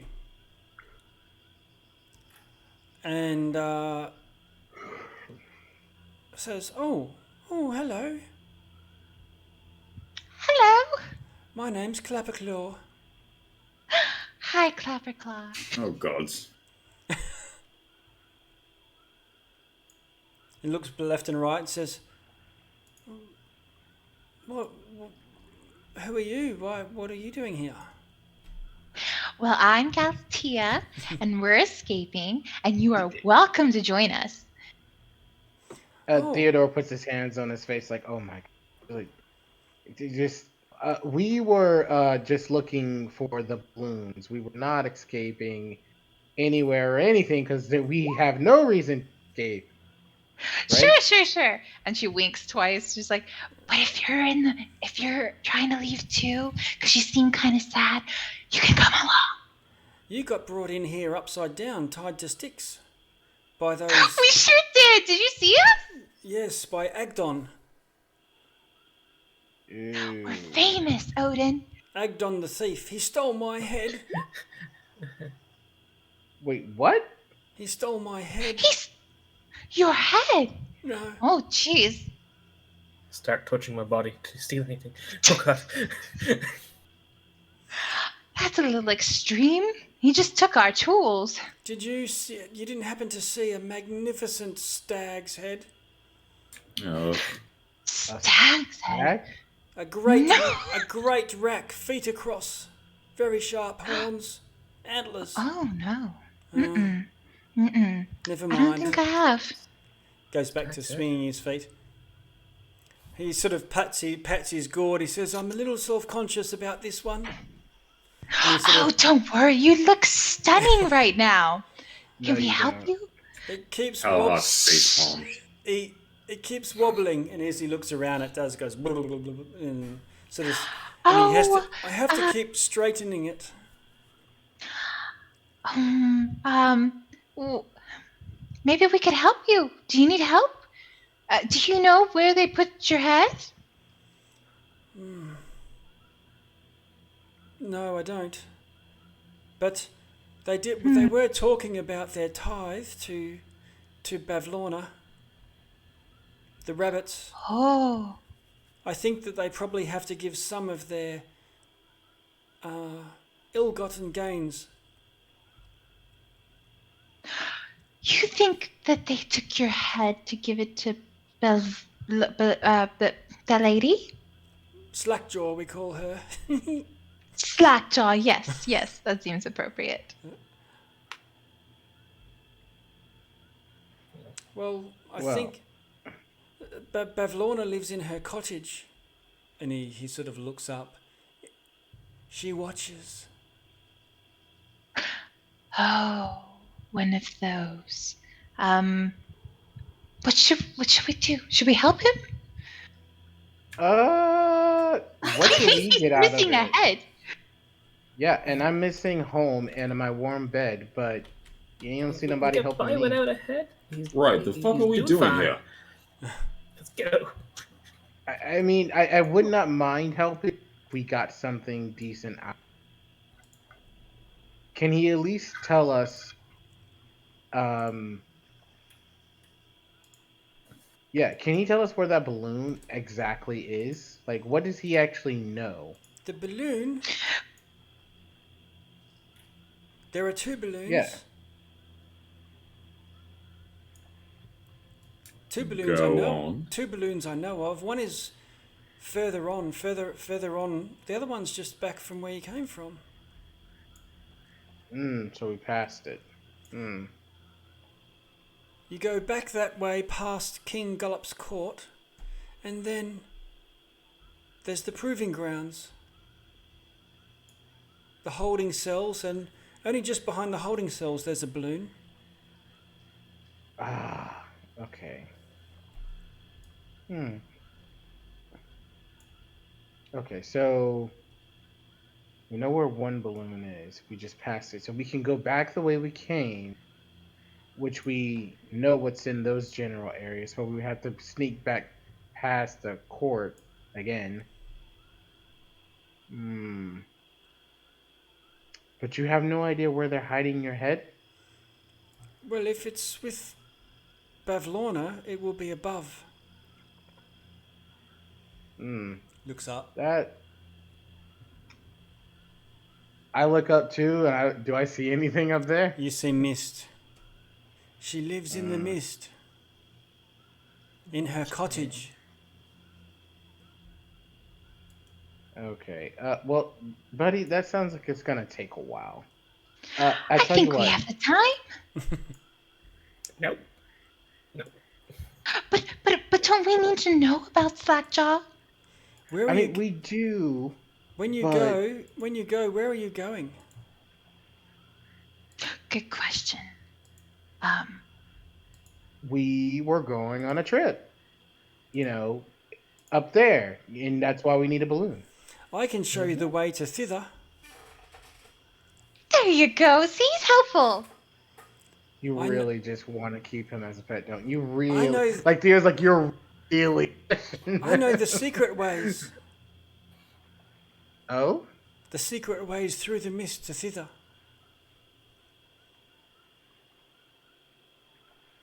Is it a safer way? Safer. It's the Yeah, only. It's like- the only way. You can't walk there.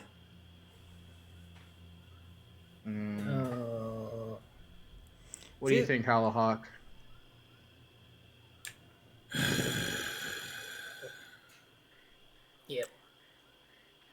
He looks at Halahawk Good and then sort of puts his head down and says, "It's okay."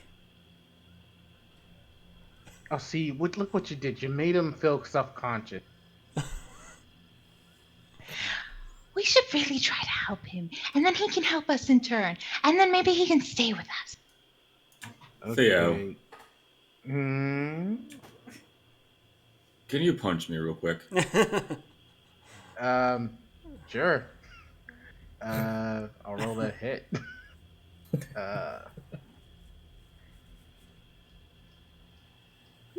That's a 4 to hit.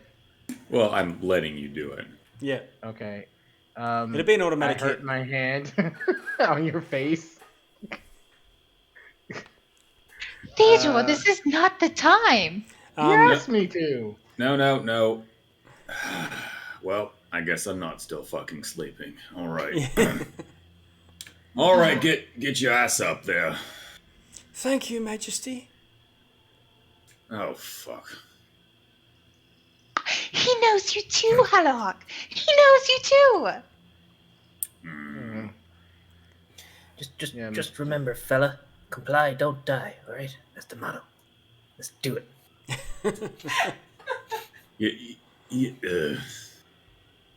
All right. So we got. Come on. He says, So are we going? "Are you a go ahead. visiting royal?" Yeah. From another kingdom? Oh, fuck. Why the fuck not? Yes. Oh. Of course. Well, be wary of King Gullop. If you're having a state's visit.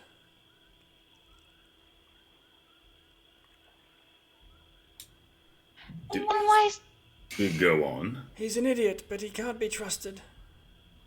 Well. Most idiots can't. All right. Okay. So, what is our objective actually? It seems to kind of vary. So, are we trying to escape, or are we trying to get more? We were gonna. Go ahead. Well, I mean, there was the objective of, if I recall accurately, giving the bandits the what for, and I think that was kind of reversed. Definitely. Yeah. And we did escape, so we accomplished that. We're alive.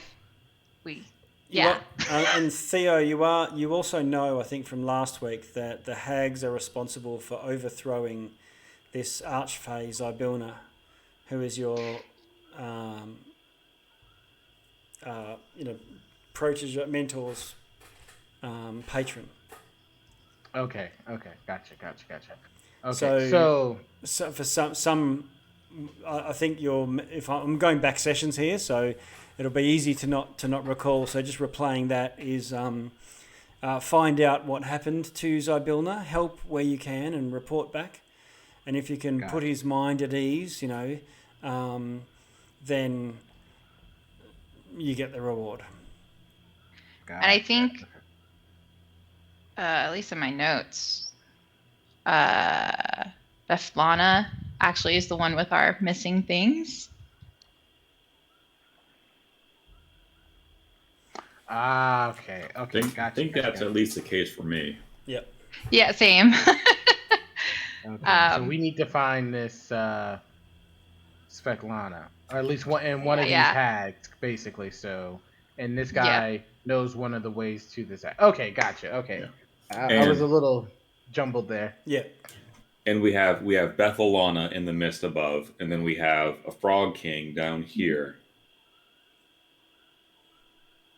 And there's 3 hags, and they're all at war with each other, right? Yeah. But Bethlana is the one that has the circus, right? No, Zybilna was the one who was the patron of the circus originally. But the ones that they made a deal with, you're saying? Yeah, the one that started taking the children. I thought that was Bethlana. No, that was That's the Yeah, that's. Shit, I forget a name. there's so many names. Yeah, that's why I was like, we got this group over here, we got this group over there. Yeah, you've got three hags: Endelyn Moongrave, Bavlorna Brightstraw, and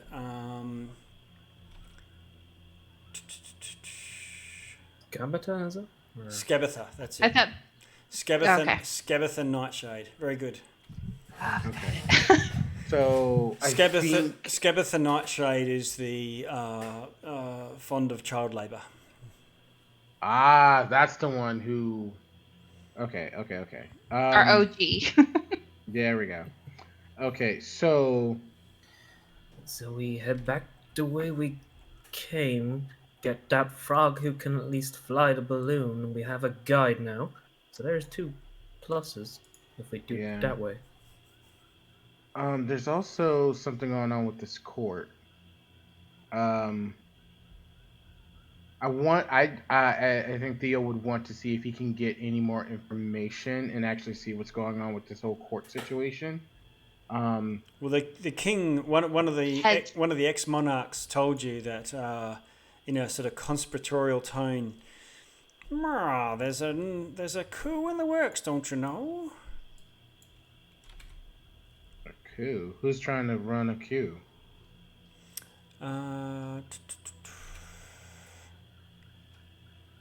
Let's have a look.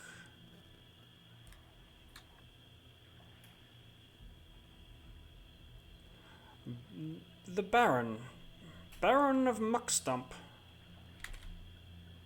Muckstone. Okay. Where would they be located if we wanted to have a word with them? Right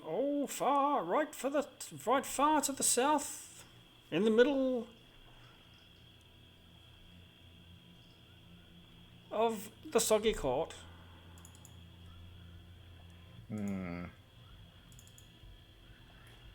So tell me, do you support this coup, or do you think the king should continue his? Oh, there's not been a king since me. Oh, wait. Back up. Were all of you once a king or in charge of the Soggy Court? We are a line of monarchs ancient and recent, until not too recent. Ha ha ha ha! And he looks at the head next to him. It's a bit fresher. Okay, that's what she meant by 19. I only see 5 here, though. Okay. So... Oh, only the choicest of kings get a stick. What was that? Only the choicest of monarchs get a stick. The rest are fed to the crocodiles. Good lord.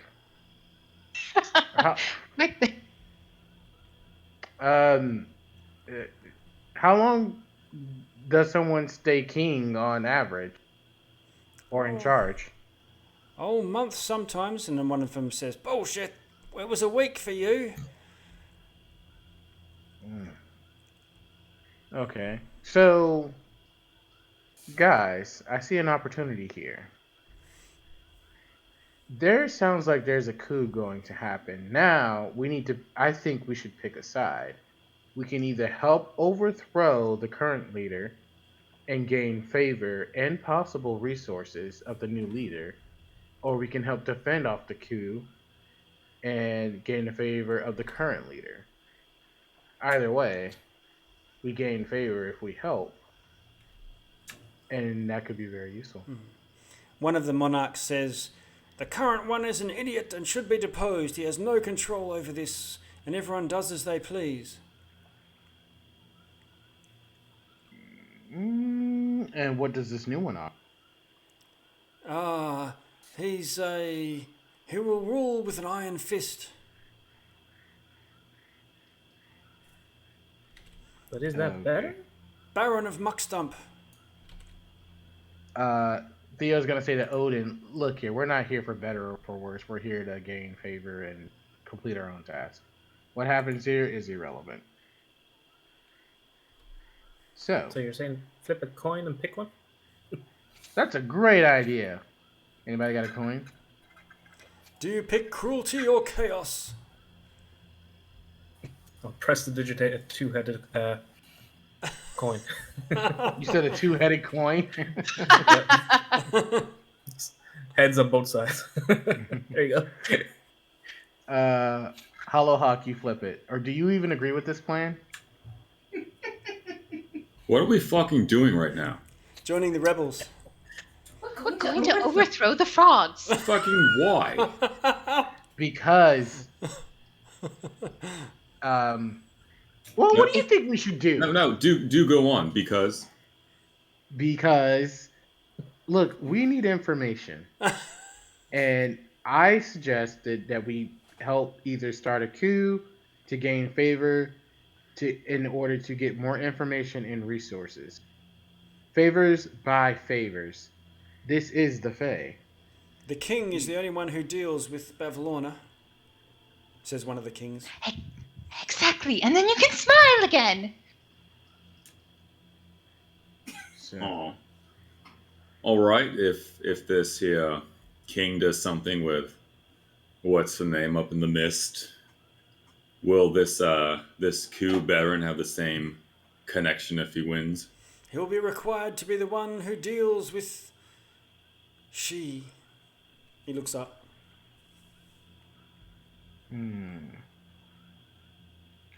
Oh, and if we can control the king, that would be even better. Let's not get greedy here. Greedy. I'm trying to use it to our advantage. If can- we can, I don't know. You can tell that this is like a microcosm and that they all have huge notes on themselves describing themselves as king when it might be a population of 30 or so. They're all barons and earls and counts. One of them even says, refers to the island you just came past, with that small gazebo with the harp music, and they call that island the Senate.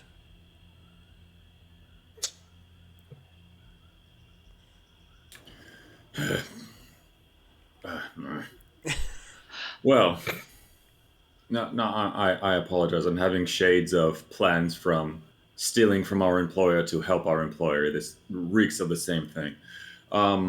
So what would be better for us immediately? Do we tell the king that's here that there's a rebellion coming to gain his favor and possibly a deer head for this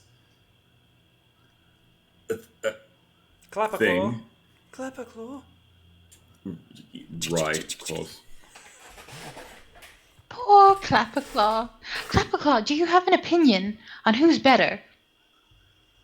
Let's see. Clapperclaw. Clapperclaw. Is a libertarian. Yeah. I think Muckstump the Cruel would probably be better for the people. Wow, that's I'm sorry. That's a hell of an oxymoron, there, friend. I say, let's do it. I guess it's the cruel. And we'll get your head back. People die anyway under Gallop, but seemingly at random. Okay. Makes sense. I'm all about that. Chopping off heads till we get the right one. Good. The problem is that it's random genocide instead of targeted. I hate this place. I don't know. I kind of like it. Has a certain charm to it. Yeah, I agree. Clapperclaw, do you have idea of which way we should go for the coup? I imagine might be. I don't know. All right, Clapperclaw, you're not helping me out here. Where to go? I don't know. Okay, this is what I vote for. We help this guy who wants to start a coup. He's fresh and in power. He doesn't know too much. you know, and on top of that, he would just be very indentured to. He would be very eager to, I'm assuming, to pay us back. And I can manipulate him for a much longer period of time. Okay, you see, you often take this a really dark way. It's not dark. I mean, it's manipulation. Come on. Like, I don't want to leave things to chance here.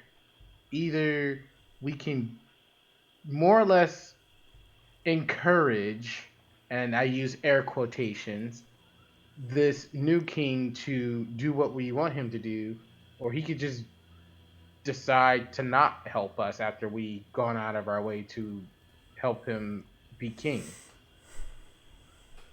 In the Fae, you want to make sure that your hand is the best hand. While all it's you just gotta manipulate people. You're gonna really have to get over this morality thing. And once again, air quotations. Like, I just don't trust the king to give us what we want.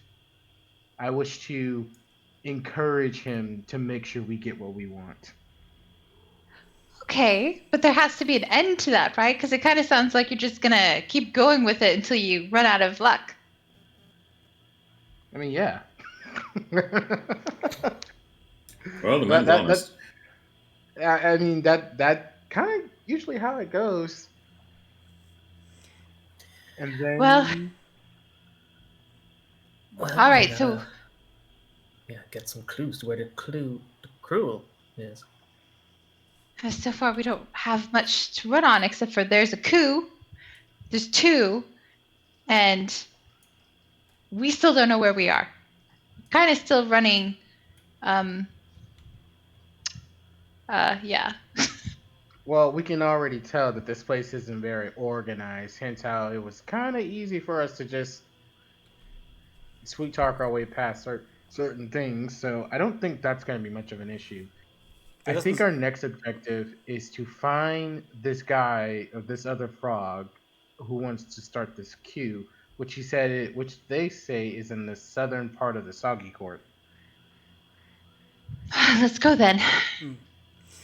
This is a big lake. You either circle around to the left or right. Is what I meant by that. Oh. Okay. King Gullop's Going- area is almost directly opposite across the other side.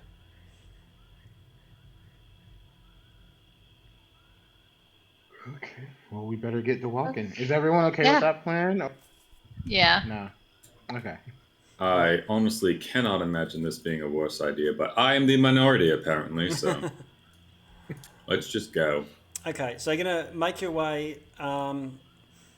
The idea that we can close with tonight is so that I know, are you going west or east, back the way you came to circle around, or continuing to go the way you've come, the way you were going across the bridge and carrying on?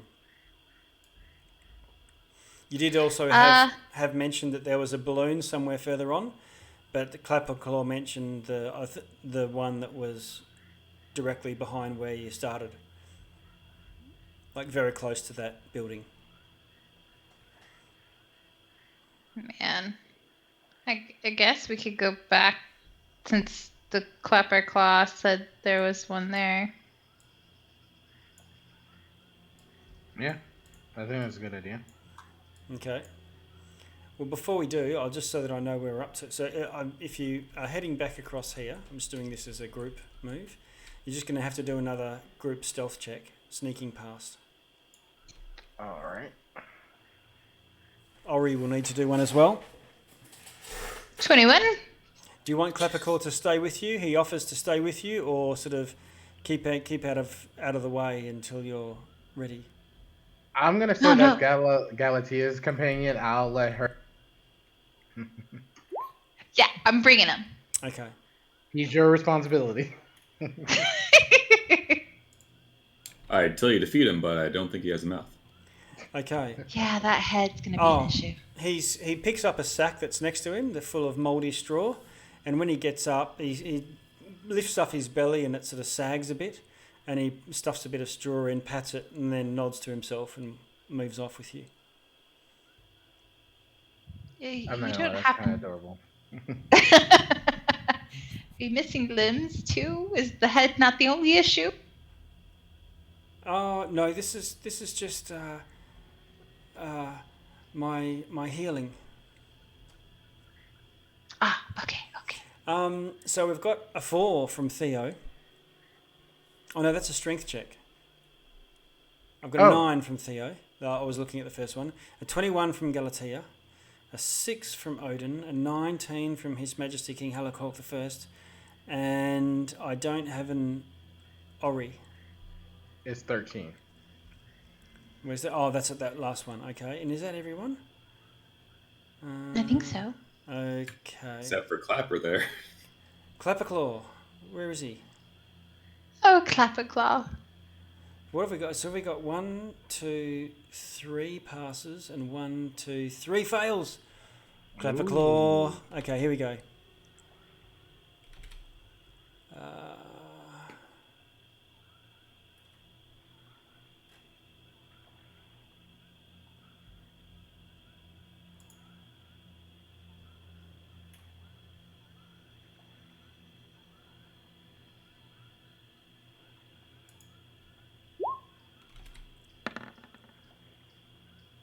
$15. He manages to tip the scales, and the party makes it past. Phew. All right. Murder for another day. Is he there with you? Yeah, he is. Okay. All right. So he managed to get past, so we won't finish off tonight there. Carrying along, back along the... I'm just doing a group move here, back along the isthmus, I think it is, or peninsula. It's not a peninsula. You get back to your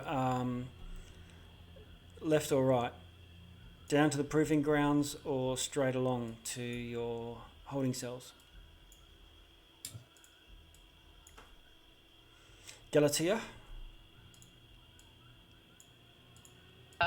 I get. Well, what does Clapperclaw say?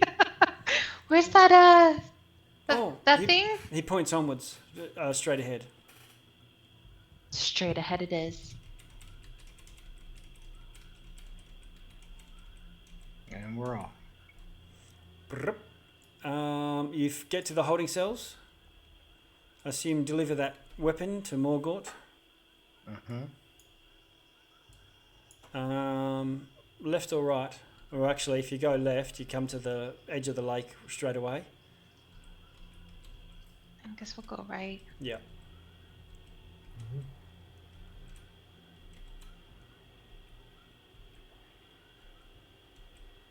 Drop off the weapon. Oh, we decided to overthrow the government. We'll be back soon. Yeah. You may not even need to escape. Okay. Quick change of plans. You see through the mist. You see flashes of lightning above, and it's not like high in the sky. It's at just a little bit, 30 degrees or so. And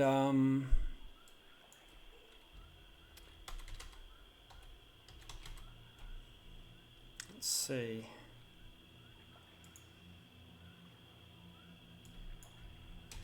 And we you were see literally right next to it. That's embarrassing. Yeah.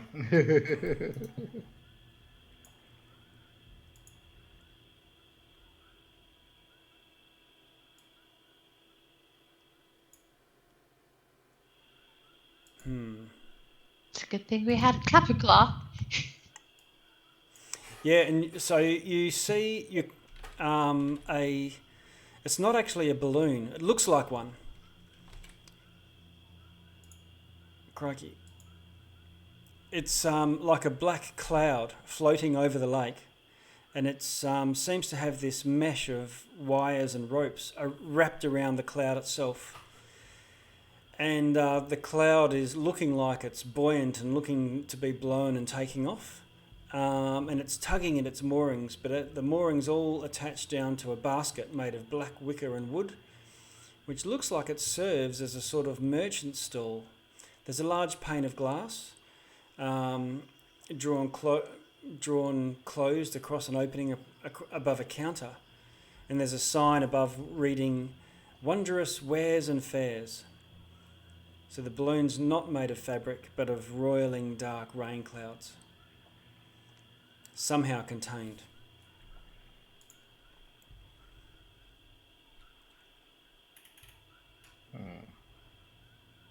That is cool magic. Right. Which one of you knows how to pilot a storm? Theo like raises his hand and he's like, just,